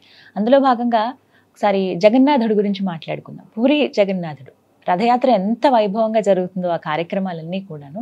అయితే ప్రత్యేకంగా చెప్తూ ఉంటారు, శ్రీకృష్ణ భగవానుడి గుండె ఇప్పటికీ పూరి జగన్నాథ్లో ఉండిపోయింది, ఉంటుంది అని అంటూ ఉంటారు. ఇది ఎంతవరకు నిజమండి? అయితే పూరి క్షేత్రం గురించి మనం కొద్దిగా తెలుసుకుందాం. అసలు ఎలా ఆ జగన్నాథ, బలదేవ, సుభద్ర యొక్క విగ్రహాలు అక్కడ ప్రతిష్టాపన అయ్యాయి. మనకి ఇంద్రద్యుమ్న అనే ఒక మహారాజు గారు ఉండేవారనమాట. ఆయనకి ఒక కోరిక ఉండేది, స్వామిని నేను చూడాలి, ఆ భగవంతుని దర్శనం చేసుకోవాలి. అయితే ఆ రాజ్యంలో ఉండే ప్రజలందరికీ కూడా ఒక చాటింపు వేయించారు, ఎవరైనా ప్రత్యక్షంగా భగవంతుని చూసిన వాళ్ళు ఉంటే మాకు చెప్పండి, వాళ్ళని మేము చక్కగా సత్కరించి ఆ ప్రదేశంలో మేము కూడా భగవంతుని దర్శనం చేసుకుంటాము అని అన్నారనమాట. అయితే అప్పుడే ఆ రాజ్యానికి ఉత్కల ప్రదేశం, ఉత్కల అంటే ఇప్పుడుండే ఒడిస్సా, అక్కడ నుంచి ఒక సాధువు వచ్చి, అయ్యా నేను ఉత్కల ప్రదేశంలో నీలాచలం అనే దగ్గర భగవంతుని దర్శనం చేసుకున్నాను అని చెప్తారనమాట. అయితే సరే అని ఈయన తన యొక్క మంత్రుల్ని ఇచ్చి పంపిస్తారు, ఆ ఉత్కల ప్రదేశంలో ఎక్కడున్నారో ఈ స్వామిని ఎతికి చూపించండి అనేసరికి అక్కడ ఒక అద్భుతమైన మంత్రి అనమాట. ఆయన బయలుదేరుతారు చక్కగా ఆ ప్రదేశాన్ని వెతకడానికి. వెళ్ళి ఈ ఉత్కల ప్రదేశం ఎక్కడ, ఈ శబర జాతికి సంబంధించిన వాళ్ళు ఆ స్వామిని ఆరాధన చేస్తూ ఉన్నారనమాట. విద్యాపతి అనే ఈయన బయలుదేరారు ఎతకడానికి. అలా అడ్రస్ కనుక్కుంటూ ఈ శబర జాతికి వచ్చేసారు. ఒక ట్రైబల్ పీపుల్ అనమాట వాళ్ళు. అక్కడికి వచ్చేసరికి ఈయన తెలిసింది, ఇక్కడ వీళ్ళు ఆరాధన చేస్తున్నారు, కానీ వాళ్ళు ఎవ్వరికి కూడా చూపించే వాళ్ళు కాదనమాట. అయితే ఏం చేశారు ఆయన, ఈ శబర జాతికి సంబంధించిన ఎవరైతే రాజు ఉన్నారో వాళ్ళ యొక్క కుమార్తెని వివాహం చేసుకుంటారు. ఆవిడ పేరు లలిత. అయితే ఈ విశ్వవసు యొక్క కుమార్తె అయిన లలితని వివాహం చేసుకొని, ఇప్పుడు అల్లుడుగాడు అడిగితే చెప్పించాలి కదండి, కొన్ని రోజులు అయిపోయాక నాకు కోరిక ఉంది అని అడుగుతారనమాట. ఏంటి అని అంటే, మీరు ప్రతి నిత్యము కూడా వెళ్ళి ఆరాధన చేస్తూ ఉంటారు కదా, ఆ స్వామిని చూడాలని ఉంది అని అంటారు. అయితే సరే అని తప్పకుండా తీసుకెళ్తాను, కానీ ఎక్కడికి వెళ్తున్నానో ఆ ప్రదేశాన్ని మాత్రం మీకు చూపించాను అని ఏం చేస్తారంటే కళ్ళకి గంతులు కట్టేస్తారు. విద్యాపతికి గంతులు కట్టేసి తీసుకెళ్ళిపోతారు. అయితే ఈయన ఏం చేస్తాడంటే చాలా తెలివిగా ఒక ఆవాలు ఒక చిన్న సంచిలో కట్టుకొని దానికి చిన్న హోల్ పెడతారనమాట. పెట్టేసరికి ఆ ఆవాలు ఇలా సంచిలో ఇలా నడుముకి పెట్టుకుంటారు. ఒక్కొక్క ఆవాలు ఇలా పడిపోతూ ఉన్నాయన్నమాట. వాళ్ళ వే అంతా కూడా మార్గం అంతా వెళ్ళేసరికి అక్కడికి వెళ్తారు, చక్కగా దర్శనం చేసుకుంటారు. అద్భుతమైన దర్శనం కలుగుతుంది. నీల మాధవ రూపంలో భగవంతుడు అక్కడ ఉన్నారు. ఈ శబర జాతికి సంబంధించిన వాళ్ళందరూ కూడా స్వామిని ఆరాధన చేస్తూ ఉన్నారు. అక్కడ చూస్తారు, ఆయన ఒక పక్షి ఇలా వచ్చి అక్కడ ఉండే కుండం లోపలికి వెళ్ళి ఇలా మునిగింది. వెంటనే వైకుంఠ స్వరూపంలో చతుర్భుజ రూపాలు తీసుకొని వైకుంఠానికి వెళ్ళిపోతుంది అనమాట ఆ యొక్క పక్షి. అంత అద్భుతమైన ప్రదేశం అక్కడ. చూసేసరికి చాలా ఆనందిస్తారు. మా రాజుగారికి చెప్పాలి అని వెంటనే బయలుదేరి ఇంద్రద్యుమ్న మహారాజు గారికి చెప్తారు. చెప్తే మరి దారి ఎలా తెలియదు కదా అనేసరికి అప్పటికి ఈ ఆవాల నుంచి అన్ని చెట్లు వచ్చేస్తాయి, చిన్న మొలకలు వచ్చేసాయి అనమాట. అయితే ఇంద్రద్యుమ్న మహారాజు గారిని పట్టుకొని ఈ విద్యాపతి అక్కడి నుంచి తీసుకొని వెళ్ళేసరికి అక్కడ ఆ దర్శనం అనేది కలగదు. ఆ స్వామి అక్కడి నుంచి అంతర్ధానం అయిపోతారనమాట. ఇక్కడ విశ్వవసు బాధపడతారు, ఇంద్రద్యుమ్న మహారాజు కూడా చాలా బాధపడతారు. ఏంటి, ఏం జరిగింది, ఎందుకు ఇలా స్వామి దర్శనం అంతర్ధానం అయిపోయింది అనగానే స్వామి ఇలా కళ్ళలో కనిపించి, అయ్యా నేను ఇంకొక అద్భుతమైన రూపంలో ఈ ప్రజలందరికీ కూడా దర్శనం ఇవ్వాలి అని అనుకుంటున్నా, కాబట్టి మీరు ఆయన ఒక యజ్ఞాన్ని చేస్తారనమాట. అందులో కనిపించి స్వామి చెప్తారు, ఒక పెద్ద చెక్క ముక్క ఇలా నీళ్ళల్లో ఆ సముద్రంలో వస్తుంది మీ దగ్గరికి, దానితో మీరు విగ్రహాలు చేయించండి అని చెప్తారనమాట. సరే అని ఇంద్రద్యుమ్న మహారాజు గారు దీన్ని తీసుకొచ్చి, కొన్ని రోజులకి భగవంతుడు చెప్పిన విధంగానే వచ్చేసింది. దాన్ని తీసుకొని చూసేసరికి ఎవరు చెక్కుతారు ఇక్కడ నుంచి విగ్రహాలు అనే లోపల విశ్వకర్మ ఒక చాలా వృద్ధ బ్రాహ్మణుడి యొక్క రూపంలో వస్తాడనమాట. వచ్చి, అయ్యా నేను చక్కగా చెక్కి పెడతాను, కానీ నేను బయటికి వచ్చేంత వరకు మీరు రాకూడదు అని చెప్తారు. ఈ కండిషన్తో లోపలికి వెళ్ళిపోతారు. గుండీచ అనంటే ఈ యొక్క ఇంద్రద్యుమ్న మహారాజు గారి యొక్క భార్య. ఆవిడికి కొన్ని రోజులు అయ్యాక డౌట్ వచ్చింది, ఏంటి ముసలాయన లోపలికి వెళ్ళాడు, అసలు చెక్కుతున్నప్పుడు టక్ టక్ సౌండ్ అయినా రావాలి కదండి, ఏమీ వినిపించట్లేదు అని వెళ్ళి ఆ డోర్ దగ్గరికి వెళ్ళి చూసేసరికి అసలు ప్రశాంతంగా అసలు ఇంత వాయిస్ కూడా లేదనమాట. అయితే ఆవిడ అనుకుంది ఈయన చనిపోయాడేమో, ఏమైందో తెలియదు, కాబట్టి మనం విగ్రహాలని చూడాలి అని అంటే ఎలాగైనా సరే దీన్ని ఓపెన్ చేయాలి అని డోర్ ఓపెన్ చేయించేసాను. అయ్యో, ఓపెన్ చేయించేసరికి అక్కడ జగన్నాథుడు, బలభద్ర, సుభద్ర ఇన్కంప్లీట్ విగ్రహాలుగా మనకు కనిపిస్తున్నాయి, కానీ అలానే ఉండిపోయాయి అన్నమాట. అయితే ఇంద్రద్యుమ్న మహారాజు గారికి చాలా బాధేస్తుంది, అదేంటబ్బా ఇలా ఉండిపోయారు జగన్నాథుడు అనేసరికి జగన్నాథుడు సాక్షాత్తుగా కృష్ణుడు తన కలలో కనిపించి, ఈ విధంగానే నేను ఇక్కడ పూరి క్షేత్రంలో చక్కగా ఆరాధన చేసుకోవాలనుకుంటున్నాను. మీరు అడిగారు కదా కృష్ణుడు గుండె ఉందా అని, కృష్ణుడు గుండె కాదండి, సాక్షాత్తుగా కృష్ణుడే జగన్నాథుడిలా ఉన్నాడు అక్కడ. భగవంతుడికి భగవంతుడి యొక్క విగ్రహానికి తేడా లేదు.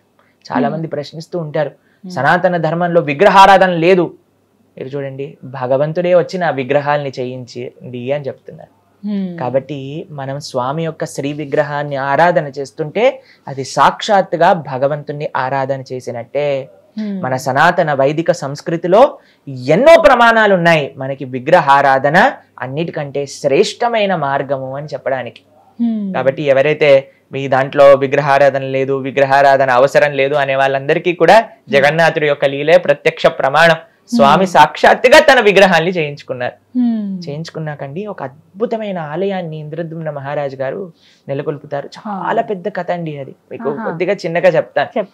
అయితే ఈ ఆలయం వచ్చాక ఈ ప్రతిష్ట ఎప్పుడైతే చేస్తారో భగవంతుడు ఇంద్రద్యుమ్న మహారాజు గారిని అడుగుతారు, ఇంత నా కోసం సేవ చేసావు, ఇంత తపనగా నా ఆలయాన్ని కట్టించావు, ఇంత ప్రేమతో నన్ను ఆరాధన చేస్తున్నావు, నీకు ఏదన్నా కోరిక ఇవ్వాలనుంది, మీరు ఏదన్నా వరం కావాలి అని అంటే కోరుకోండి అని అంటారనమాట.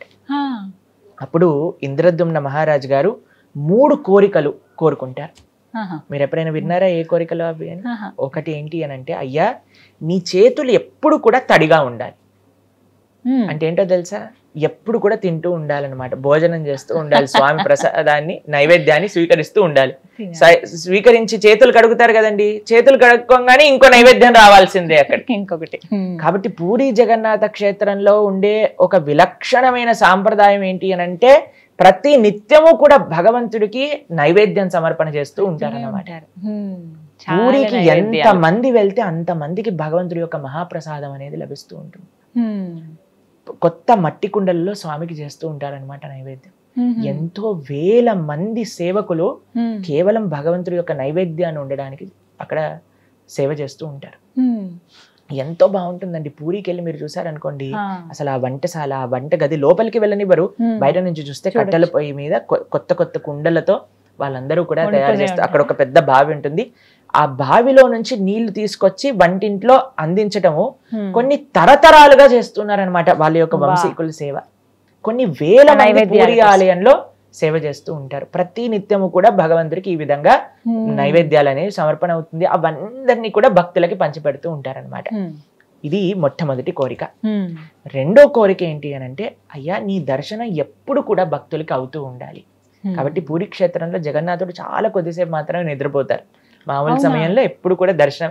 మీకు విషయం తెలుసా, అక్కడ విచిత్రం ఏంటి అని అంటే, స్వామికి అలంకరణ చేసేటప్పుడు కూడా భక్తులు దర్శనం చేస్తూ ఉంటారనమాట. స్వామికి అలంకరణ తీసేసి నెక్స్ట్ అలంకరణ వేస్తూ ఉంటారు, అయినా సరే భక్తులు దర్శనం చేసుకుంటూ ఉంటారు. జనరల్ గా ఆలయంలో మనం చూసాం అనుకోండి, అలంకరణ అయిపోయాక కర్టెన్లు తీసి దర్శనం ఉంటుంది, కానీ పూరిలో ప్రతి నిత్యము దర్శనమే అనమాట. మూడో కోరిక ఏంటో తెలుసా అండి, నాకెప్పుడు కూడా పిల్లలు పుట్టకూడదు. అయితే ఎందుకు ఇంద్రద్యుమ్న మహారాజు గారు ఇలా అన్నారు అని అంటే, ఇప్పుడు నాకు పిల్లవాడు పుట్టాడు అనుకోండి, వాడు అంటాడు ఇది మా నాన్న కట్టించిన గుడి, వాళ్ళ పిల్లవాడు అంటాడు మా తాత కట్టించిన గుడి, దీనికి నేను అర్హుణ్ణి, నాకు స్పెషల్ దర్శనాలు కావాలి, నేను చెప్పింది జరగాలి. అయ్యా ఇది నీ గుడి, నీ భక్తుల గుడి, నీకు నీ భక్తులకి ఎవ్వరు మధ్యలో రాకూడదు, చక్కగా వాళ్ళందరూ నేను సేవ చేసుకోవాలి, కాబట్టి నా అనేవాడు ఉండాల్సిన అవసరం లేదు అని అన్నారండి ఇంద్రద్యుమ్న మహారాజు. ఇప్పుడు చూడండి, అంత భగవంతుడు వచ్చి మీ కోరికలు నెరవేరుస్తా అని అన్నప్పుడు ఇంద్రద్యుమ్న మహారాజు తన కోసం తానేమన్నా అడిగాడా అండి? అయ్యా నువ్వు బాగుండాలి, నువ్వు బాగా తినాలి, నువ్వు నీ భక్తులకి మంచిగా కృప చూపించాలి, నా అనేది ఉండకూడదు. నువ్వు నీ భక్తులు ఇద్దరు కూడా చక్కగా మీ పైన ప్రేమ వాళ్ళు చూపిస్తారు, వాళ్ళ పైన ప్రేమ నువ్వు చూపించు. ఇది నిజమైన భక్తి అని అంటే, జగన్నాథపురిలో ఉంది సాక్షాత్తుగా కృష్ణుడు, సాక్షాత్తుగా బలరాముడు, సాక్షాత్తుగా సుభద్ర. నీలాచల నివాసాయ నిత్యాయ పరమాత్మనే బలభద్ర సుభద్రాభ్యాం శ్రీ జగన్నాథాయ తే నమః. ఆ నీలాచలంలో ఉంది సాక్షాత్తుగా కృష్ణుడే. అయితే అక్కడ ఉండే సాంప్రదాయం, ఆ లోకల్ సాంప్రదాయం ప్రకారంగా నాభి బ్రహ్మ అని అంటారు. అది ఏంటో తత్వం ఇంకా అంత ఎవరికి కూడా తెలియదు, అదొక రహస్యం. నాభి బ్రహ్మ అది జగన్నాథుడి లోపల నుంచి ఇంకొక విగ్రహం లోపలికి ట్రాన్స్ఫర్ చేస్తారు అనేది మనం చూస్తూ ఉంటాం. కానీ అది ఏంటి అనే విషయాలు మనకి అంత క్లారిటీగా తెలియదు అనమాట. ఇంకో విషయం ఏంటి అని అంటే, స్వామి యొక్క ఈ విచిత్రమైన లీలలు, ఈ విలక్షణమైన లీలలు ఎన్నో ఎన్నో ప్రదేశాల్లో ఉంటూ ఉంటాయి. కానీ జగన్నాథపురిలో ఉండే కృష్ణుడు, మనం ఆ నాభి బ్రహ్మ చేత కృష్ణుని జగన్నాథుని ఆరాధన చేయట్లేదు, జగన్నాథుడు కృష్ణుడు కాబట్టి ఆరాధన చేస్తున్నాం. ఆయన యొక్క మహిమలు, ఆయన యొక్క లీలలలో ఎన్నో రకాల రహస్యాలు, ఎన్నో లీలలు జగన్నాథపురిలో మనం వీక్షిస్తాం అనమాట. ఆ విగ్రహాలు కూడా ఎన్నో సంవత్సరాలకు ఒకసారి ఇలా మారుస్తారు కదండి. అవునండి. వాటి గురించి కూడా చాలా ఆసక్తిగా ఉంటాయి ఉన్నా కూడా. నిజమే, లీలలు చాలా భగవంతుడు ఉంటాయి. అక్కడ చెప్తారు ఏంటి అని అంటే, భగవంతుడికి నిజంగా మారాల్సిన అవసరం లేదు. ఒకసారి భగవంతుడి యొక్క విగ్రహాన్ని మనం ఆరాధన చేస్తున్నాం మనస్సుతో ఆవాహన చేసి అని అంటే, అక్కడ సాక్షాత్తుగా భగవంతుడు వచ్చి ఉన్నారు. ప్రాణ ప్రతిష్ఠ అని అంటారు, మీరు వినే ఉంటారు కదా. భగవంతుణ్ణి ఆ విగ్రహం లోపలికి ఆవాహన చేస్తామన్నమాట. చాలా మంది అంటారు మీరు రాయిని పూజ చేస్తున్నారు. మేము రాయిని పూజ చేయట్లేదండి, రాయి లోపలిని భగవంతుని ఆహ్వాన చేసి. ఇప్పుడు చూడండి, ప్రేమ మీరు ఎవరి దగ్గరైనా ఉంది అని అనుకోండి, అయ్యా మీరు తప్పకుండా రావాలి మా దగ్గరికి అని అంటే మీరు వెళ్తారా లేదా? వెళ్తారా అండి? ఆహ్వానిస్తే ఖచ్చితంగా తప్పకుండా వెళ్తారు కదా. ప్రేమతో ఆహ్వానం చేస్తే తప్పకుండా వెళ్తారు కదా. మరి భగవంతుడు ప్రేమైక మూర్తి అన్నప్పుడు అంతటా ఉండే స్వామి ఆ రాయిలో ఎందుకు ఉండరండి? అయ్యా స్వామి నిన్ను ఈ విధంగా నేను ఆరాధన చెయ్యాలి అని అనుకుంటున్నప్పుడు మనం ప్రేమతో ఆహ్వానం చేస్తే ఎందుకు స్వామి రాడండి కదా. కాబట్టి మనం ఆరాధన, ఆ శ్రీ విగ్రహాన్ని యొక్క ఆరాధన అనేది తప్పనిసరిగా చేయాలి. అందులో భగవంతుడు సాక్షాత్తుగా ఉన్నాడు. కాబట్టి ఆ స్వామిని అక్కడ చూస్తే నవకలేవరం అనే ఒక ఉత్సవం చేత ఎప్పుడైతే అధిక ఆషాఢ మాసం వస్తుందో అప్పుడు మారుస్తారనమాట విగ్రహాల్ని. ఒక కొత్త విగ్రహాలని చేయించి అందులో నుంచి ఈ నాభి బ్రహ్మని ఇందులోపల పెట్టి మిగతా ప్రతిష్టా కార్యక్రమాలన్నీ కూడా చేసేసి ఈ పురాణ విగ్రహాలన్నింటినీ కూడా తీసుకెళ్లి అక్కడ ఒక ఆలయంలోనే ఒక దగ్గర ఉంటుంది, ఒక ప్రదేశం ఉంటుంది అనమాట. అందులోపల వాళ్ళు పూజ చేస్తారనమాట. ఇది అక్కడ పూరిలో ఒక లోకల్ సాంప్రదాయంగా నడుస్తూ ఉంటుంది. అయితే ఒకళ్ళ దగ్గర నుంచి నేను విన్నాను, ఒక భక్తుల దగ్గర నుంచి.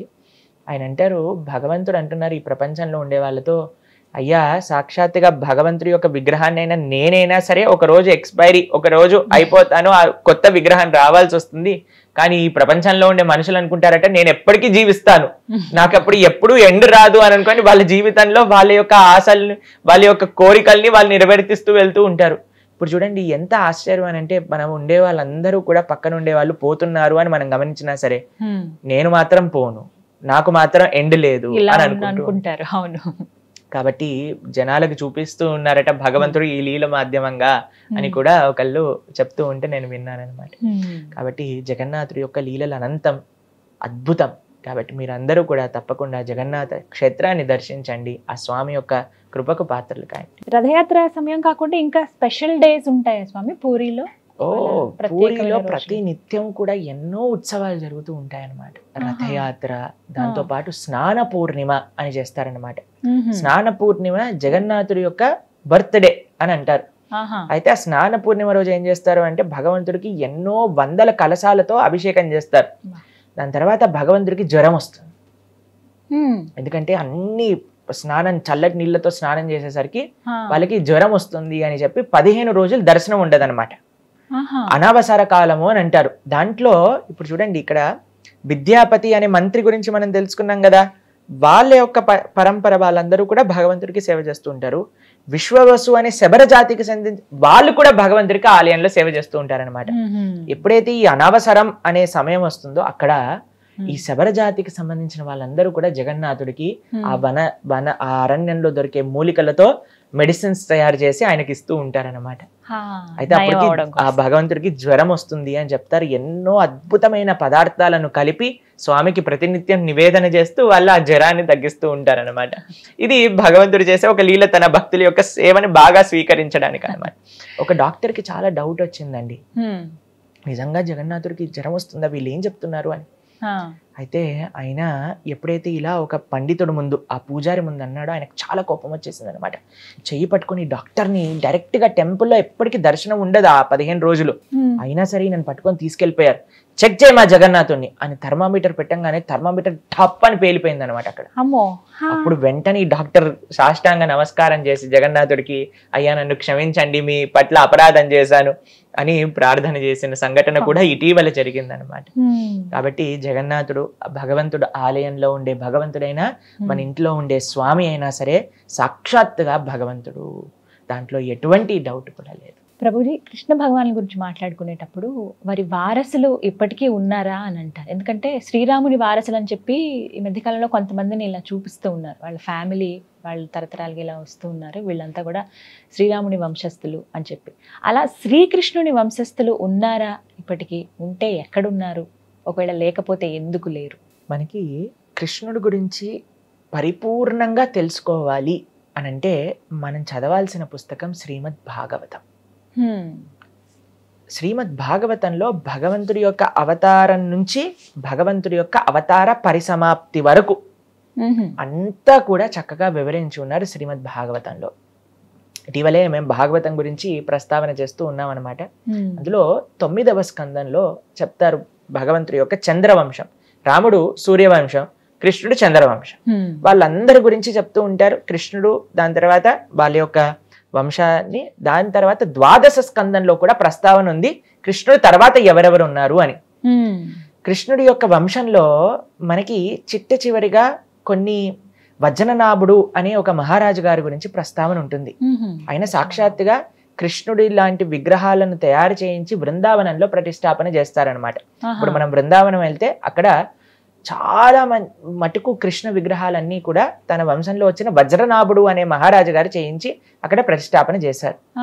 శుకదేవ గోస్వామి భాగవతం చెప్తూ ఉన్నారు కదా, కృష్ణుడి యొక్క ఆ పరంపరనంతా కూడా చెప్తూ వజ్రనాభుడు తర్వాత కొన్ని పేర్లు చెప్పి దాంతో పరంపరను ఆపేస్తారనమాట.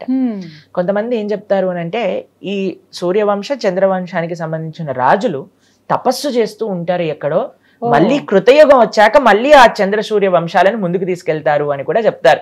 కానీ భాగవత ప్రస్తావన మాత్రం మనకి ఇప్పుడు మనం ఉన్న సమయం కలియుగంలో 5000 సంవత్సరాల్లో మనం ఉన్నాం అన్నమాట. ఇక్కడ ఈ శుకదేవ గోస్వామి ప్రస్తావన చేసిన భాగవతం యొక్క పరంపర మనకంటే ముందు ఒక 2000 సంవత్సరాల ముందే అయిపోయింది. దాని తర్వాత వాళ్ళు ఎక్కడున్నారు ఏంటి అనేది ప్రస్తావన భాగవతంలో లేదు. కాబట్టి కొంతమంది అంటారు వాళ్ళు తపస్సు చేస్తూ ఉన్నారు, మళ్ళీ కృతయుగం తర్వాత మళ్ళీ ఆ 2 పరంపరలు ముందుకు తీసుకెళ్తారు అనే విషయాన్ని కూడా ప్రస్తావన చేస్తూ ఉంటారనమాట. కానీ నిజమైన వారసులు కృష్ణుడికి ఇప్పుడు ఉన్నారా అని అంటే ఉన్నారు. ఎవరో తెలుసా అండి? స్వామిని సేవించే వాళ్ళు, స్వామి భక్తి చేసేవాళ్ళు. గోపికలందరూ కూడా భగవంతుడికి ప్రార్థన చేస్తూ తవ కథామృతం తప్త జీవనం కవిభిరీడితం కల్మషాపహం శ్రవణమంగళం శ్రీమదాతతం వాళ్ళంటారు. భగవంతుడి యొక్క కథలను, భగవంతుడి యొక్క వైభవాన్ని ఎవరైతే ప్రపంచంలో నలుమూలలా చెప్తూ ఉన్నారో వాళ్ళు కృష్ణుడికి అత్యంత దగ్గరైన వాళ్ళు అని చెప్తారనమాట. కాబట్టి ఎవరైతే ఆ భగవత్ తత్వాన్ని ఇప్పటికీ కూడా అర్థం చేసుకొని మనందరికీ అందిస్తున్నారో వాళ్ళు నిజమైన కృష్ణ వారసులు అనమాట. రక్షతాం సర్వలోకస్య స్వజనస్య పరిరక్షిత అని భగవంతుడి గురించి చెప్తారు. స్వజనస్య అనంటే తనదైన వాళ్ళు. ఎవరు అనంటే తనని ఆశ్రయించే వాళ్ళు, తన భక్తి చేసేవాళ్ళు. కాబట్టి ఇప్పటికీ కూడా కృష్ణుడి గురించి మనం తెలుసుకుంటున్నాం. ఎవరి దగ్గర నుంచి తెలుసుకుంటున్నాం? అటువంటి భక్తులు ఎవరైతే ఉన్నారో వాళ్ళు నిజంగా ఆ కృష్ణుడి యొక్క పరంపరకి చెందిన వాళ్ళే, వారి వారసులుగానే చూడాలంటారు. ప్రభుజీ, ద్వారక గురించి ఎన్నో సందేహాలు ఉన్నాయి.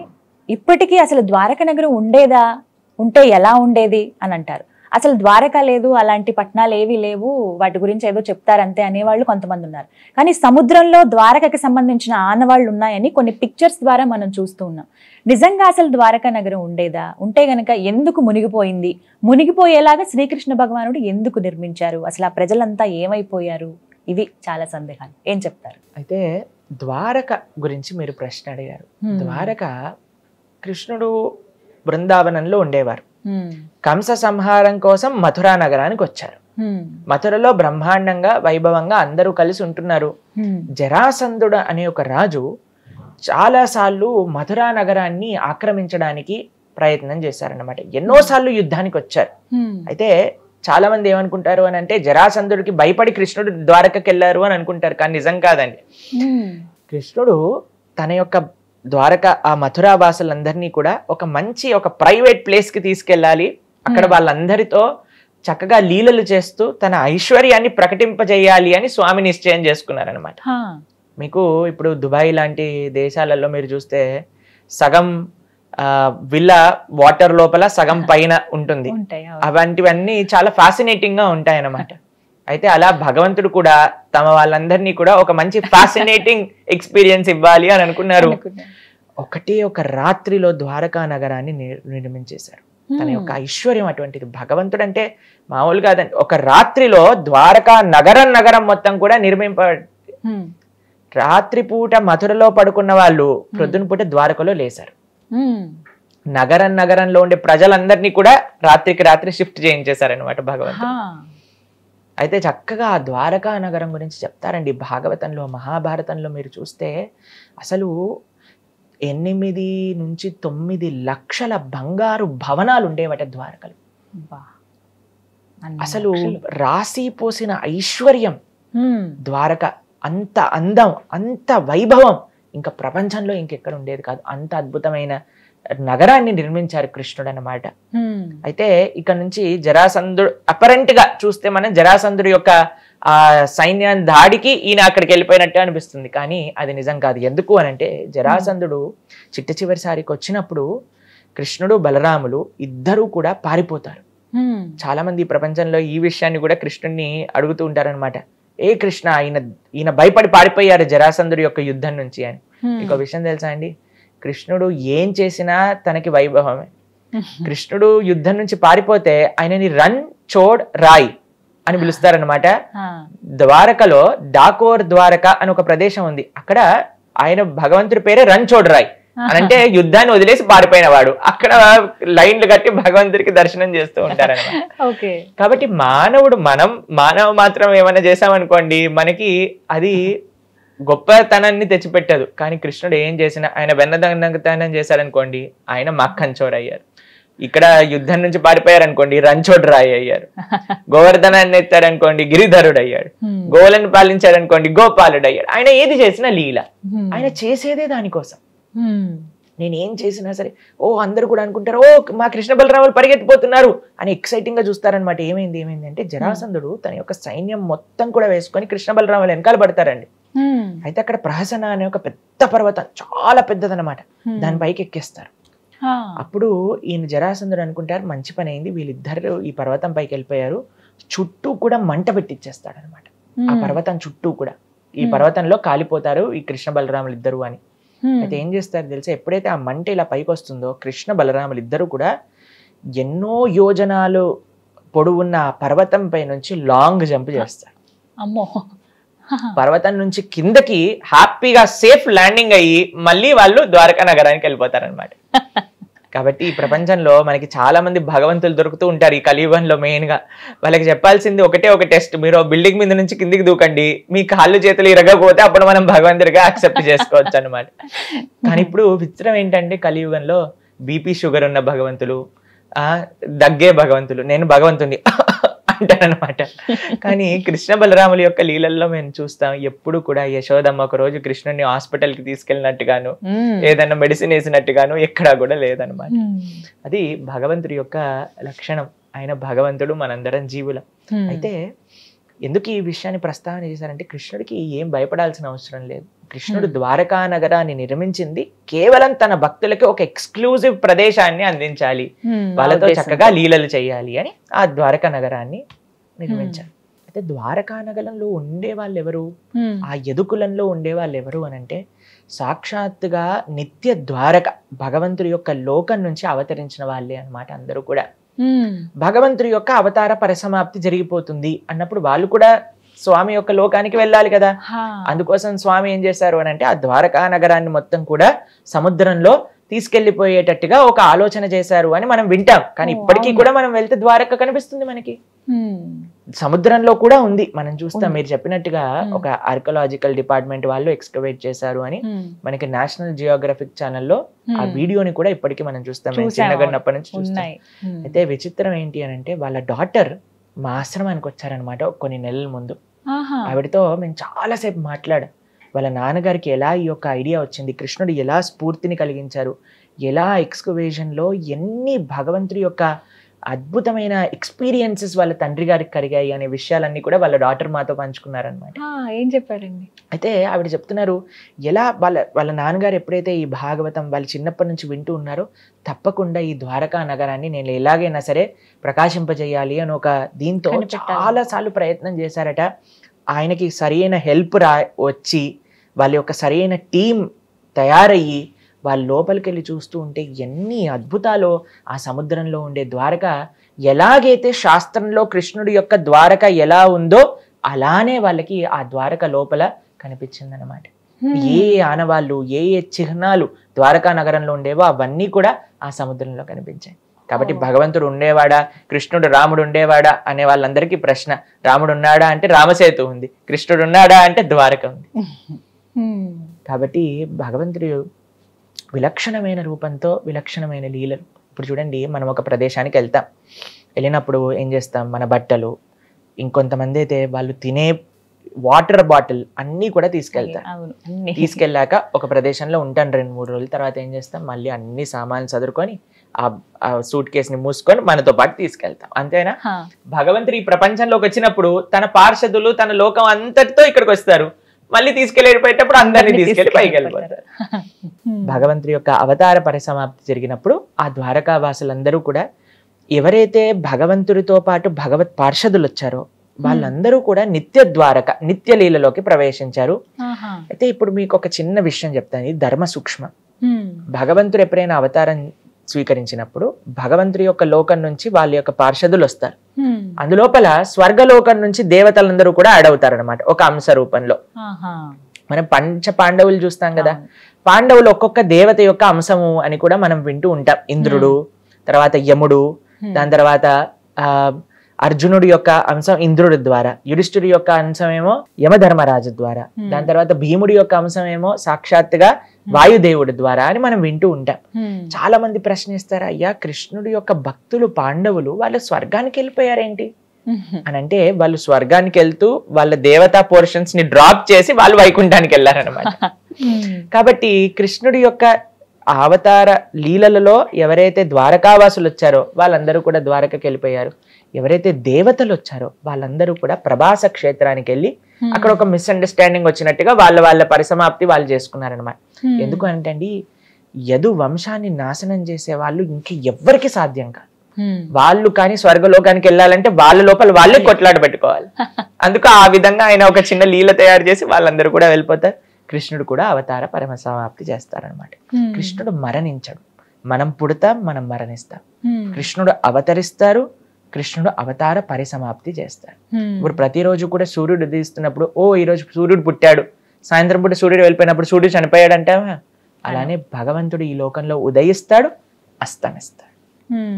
ఎప్పుడైతే స్వామి అస్తమిస్తాడో తన పార్షదులందరూ కూడా వాళ్ళ లోకాలకి వెళ్ళిపోతారు, మిగతా వాళ్ళందరూ కూడా నిత్య లీలలోకి ప్రవేశిస్తారు. ప్రభుజీ, శ్రీకృష్ణ భగవానుడి లీలలు అనంతమైనవి. అవి చిన్నప్పటి నుంచి ఆయన ఎదుగుతున్న క్రమంలో వారు పెద్ద అయిన తర్వాత కురుక్షేత్రం వరకు కూడా, అప్పుడు గీతను బోధించినప్పటి వరకు ప్రతిదీ చాలా మనకి వింతగా ఉంటాయి. అనుభవపూర్వకంగా మనం చాలా విషయాలు కూడా తెలుసుకుంటాం వాటి గురించి. ఇవన్నీ బాగానే ఉంటాయి. ప్రత్యేకంగా కృష్ణుడి గురించి మాట్లాడేటప్పుడు శ్రీకృష్ణ భగవానుడికి ఇంతమంది భార్యలా అని అంటూ ఉంటారు. ఆ మాటకి మీరు ఇచ్చే సమాధానం ఏంటి? నిజంగా అంతమంది భార్యలు ఉన్నారా? కృష్ణుడికి ఎంతమంది భార్యలు అనే ప్రశ్నకి సమాధానం, కృష్ణుడికి 16,108 మంది భార్యలు ఉన్నారు.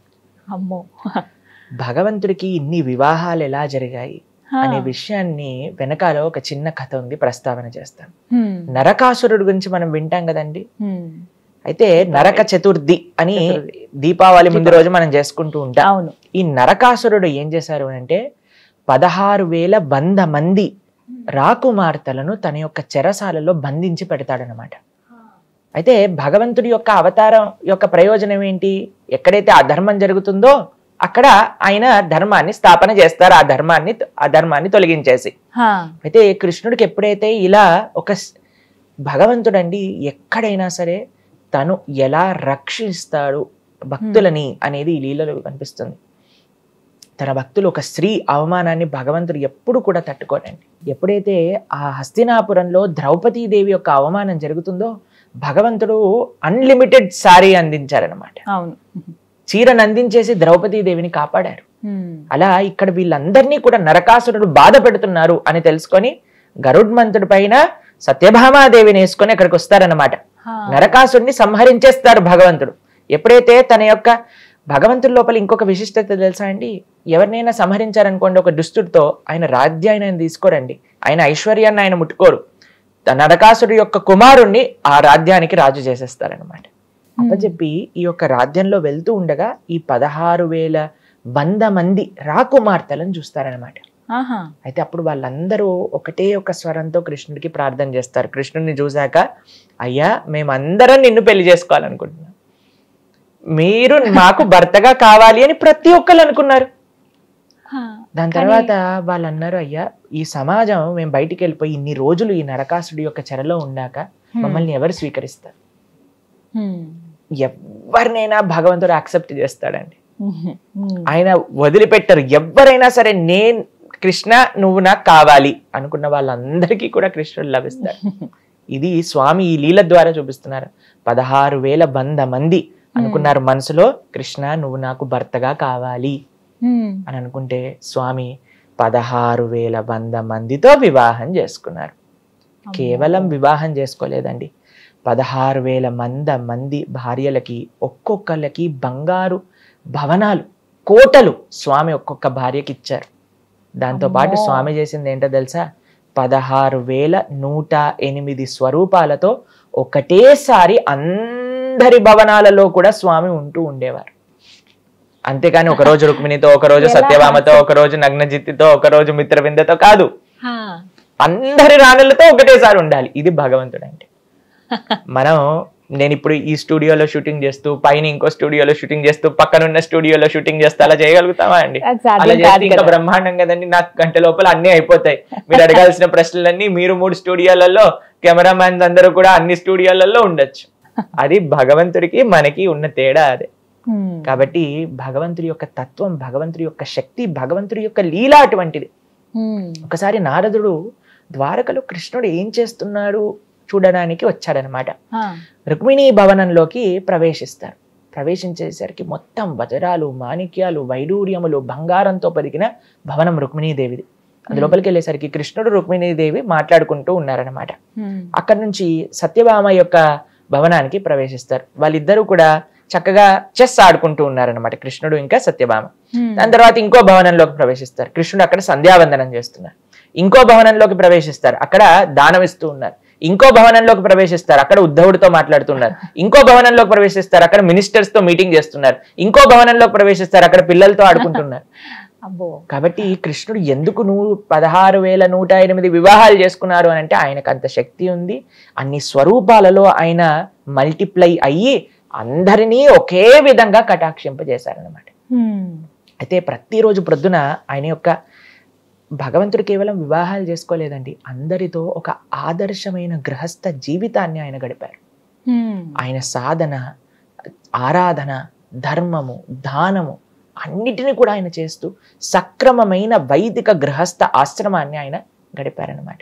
అయితే ప్రొద్దున్నే వాళ్ళ ఇంట్లో ఉండేవన్నీ అయిపోయాక 16,108 కృష్ణుడు 16,108 భవనాల్లో నుంచి బయటకు వచ్చి ఒక్క కృష్ణుడిగా మారిపోయి రథం పైన కూర్చొని తన యొక్క రాజ్య వ్యవహారాలకు వెళ్తూ ఉండేవారు అనమాట. కాబట్టి ఎవరైనా ఈ ప్రపంచంలో నాకు కృష్ణుడు ఆదర్శండి, మేము కూడా పెళ్లి చేసుకుంటామంటే ఫస్ట్ మీరు 2 అయ్యి చూపించండి, మాతో పాటు మాట్లాడండి 4-5 స్వరూపాలతో, తర్వాత మీరు ఏం చేసుకున్నా మేము ఒప్పుకుంటాం. కాబట్టి ఇది కృష్ణుడి యొక్క తత్వం, కృష్ణుడికి మాత్రమే సాధ్యం, కృష్ణుడికి మాత్రమే సాధ్యం అది. కాబట్టి చాలా మంది కృష్ణుడు ఎందుకు ఇలా చేశాడు అని అంటే, కృష్ణుడు చేస్తే మేం చేస్తే తప్పేంటి అని అంటే, ఫస్ట్ మీరు చేయాల్సిన పని ఏంటో తెలుసా? గోవర్ధనాన్ని ఎత్తండి. గోవర్ధనం కాదండి, ఇక్కడ చిన్న వాటర్ బాటిల్ని ఒక 7 నిమిషాలు పట్టుకొని చూద్దాం, ఒక కుర్చీని పట్టుకొని చూద్దాం, మనకి ఏం సాధే కాదు. నేను చాలా మందికి చెప్తుంటా, ఫస్ట్ మీరు ఒక్క కుటుంబాన్ని చాలా బ్రహ్మాండంగా చూసుకోండి, అదే చాలా పెద్ద విషయం. ఒక భార్య, ఒక భర్త, పిల్లలు, తల్లిదండ్రులు, అత్తామామలు, వీళ్ళని ఒక్క కుటుంబాన్ని మనం జాగ్రత్తగా చూసుకోగలుగుతున్నామండి. ఈ గొడవ, ఆ గొడవ, ఈ పని, ఈ మిస్అండర్స్టాండింగ్స్ వీటిలలో ఉన్నప్పుడు మనకి భగవంతుడి పైన ఆయన ఇన్ని వివాహాలు చేసుకున్నా సరే ఎక్కడ ఆయనకి ఫ్యామిలీ ప్రాబ్లం వచ్చింది అన్నట్టుగా వినలేదు మనం. ఇదే అడగాలి స్వామి, ఆయనకి ఎక్కడ కూడా గొడవలు పెట్టుకున్నారు, వాళ్ళు వచ్చి వీళ్ళతో వాళ్ళతో పోరైంది అని భాగవతంలో ఎక్కడా వినాం. అందరూ రాణులు కూడా ఎంతో ఆనందంగా ఉన్నారనమాట. అందరూ కురుక్షేత్రానికి ఒకసారి వెళ్తారనమాట, సూర్యగ్రహణం వస్తుంది అప్పుడు అందరు వెళ్ళినప్పుడు ద్రౌపదీదేవి అందరు రాణులతో మాట్లాడుతుంది. అసలు వాళ్ళు ఎంత ఆనందపడతారంటే, కృష్ణుడు నిరంతరం కూడా కృష్ణుడి గురించి ఆలోచిస్తూ ఉంటారు, అందరూ హ్యాపీగా చూసుకోగలిగాడు అనమాట కృష్ణుడు. అది కృష్ణ తత్వం. కేవలం 16,108 రాణులు కాదండి, ఎంత మంది స్వామి దగ్గరికి వెళ్ళినా స్వామి కటాక్షించగలరు, స్వామి చూసుకోగలుగుతారు. ఎంతమంది భక్తులు, మిథిలా దేశంలో భగవంతుడికి 2 భక్తులు ఉండేవాళ్ళు అనమాట, బహుళాశ్వ శృతదేవ. ఒకళ్ళు రాజు, ఒకళ్ళు చాలా చాలా పేద బ్రాహ్మణుడు అనమాట.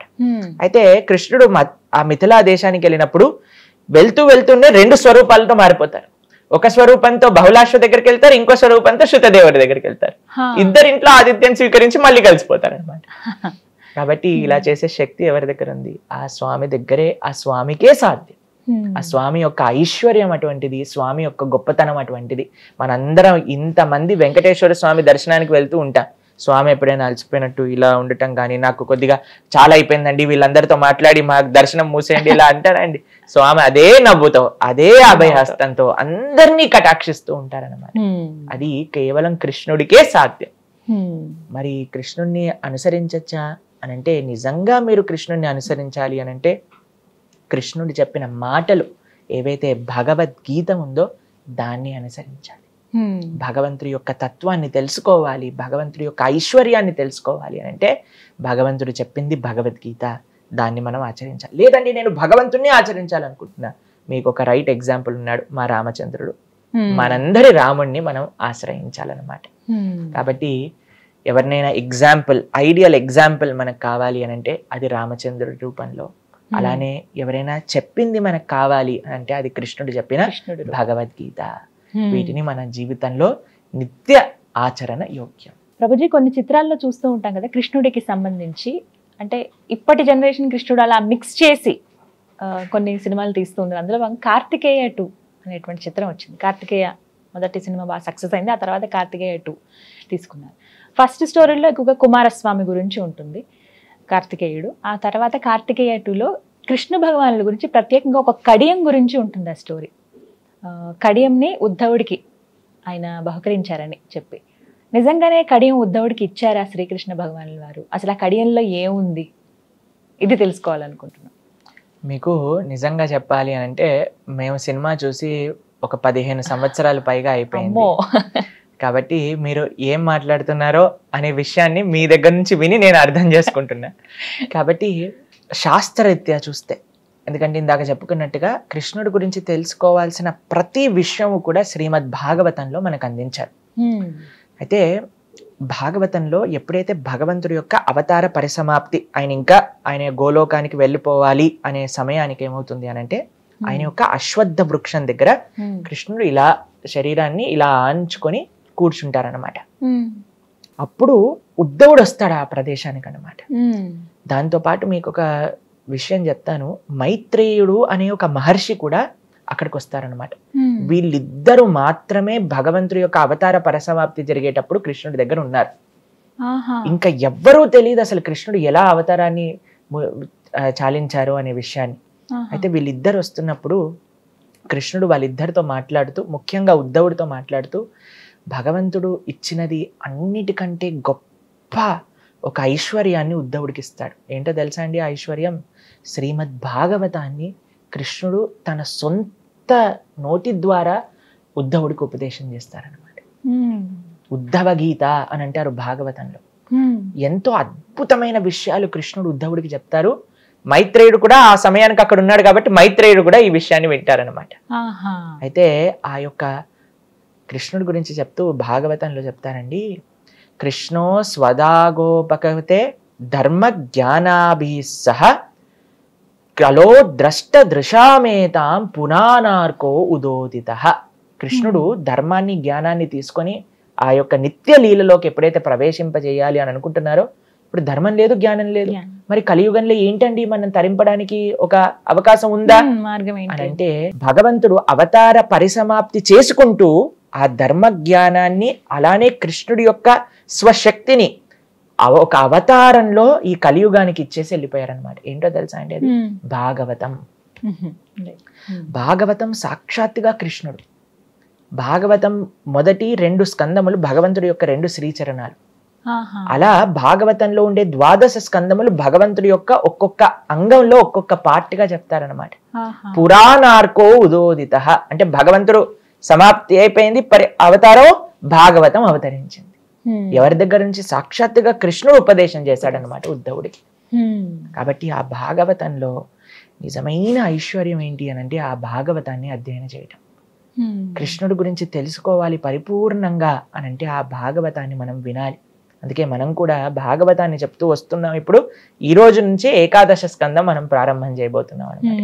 కాబట్టి ఈ భాగవతంలో ఎన్నో విలక్షణమైన విషయాలన్నీ కూడా భగవంతుని తత్వతంగా తెలుసుకోవాలి అని అంటే భాగవతాన్ని మనం ఆశ్రయించాలి.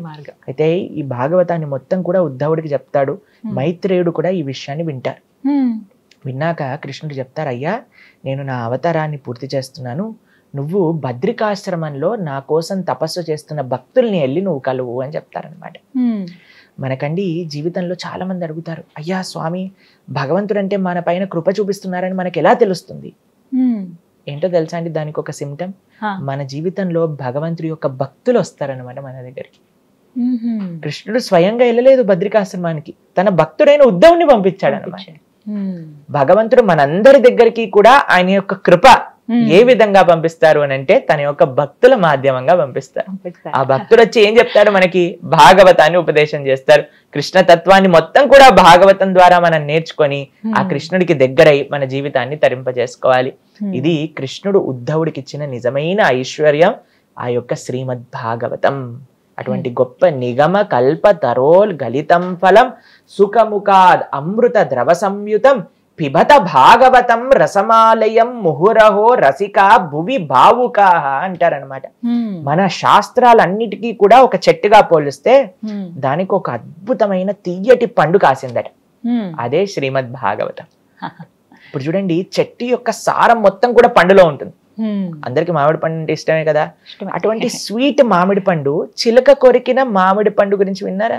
చిలుక ఏదైతే పండుని కొరుకుతుందో అది స్వీటెస్ట్ అన్నమాట.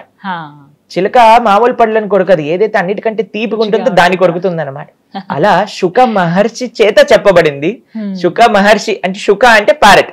అయితే ఆ శుక మహర్షి యొక్క అమృతం కూడా ఈ యొక్క భాగవతాన్ని స్పృశించి అలా పరీక్షిత మహారాజు ద్వారా లోకానికి అందించారన్నమాట. కాబట్టి సకల శాస్త్ర సారాంశం ఏంటి అని అంటే అది శ్రీమద్ భాగవతం. అటువంటి భాగవతాన్ని సాక్షాత్తుగా కృష్ణుడు ఉద్ధవుడికి ఉద్ధవ గీత ద్వారా అందించారు. అది కూడా మనకి శ్రీమద్ భాగవతంలో మనకి చక్కగా ఉపదేశం. చాలా చక్కగా వివరించారు గురుగారు. నమస్తే అండి. హరే కృష్ణ.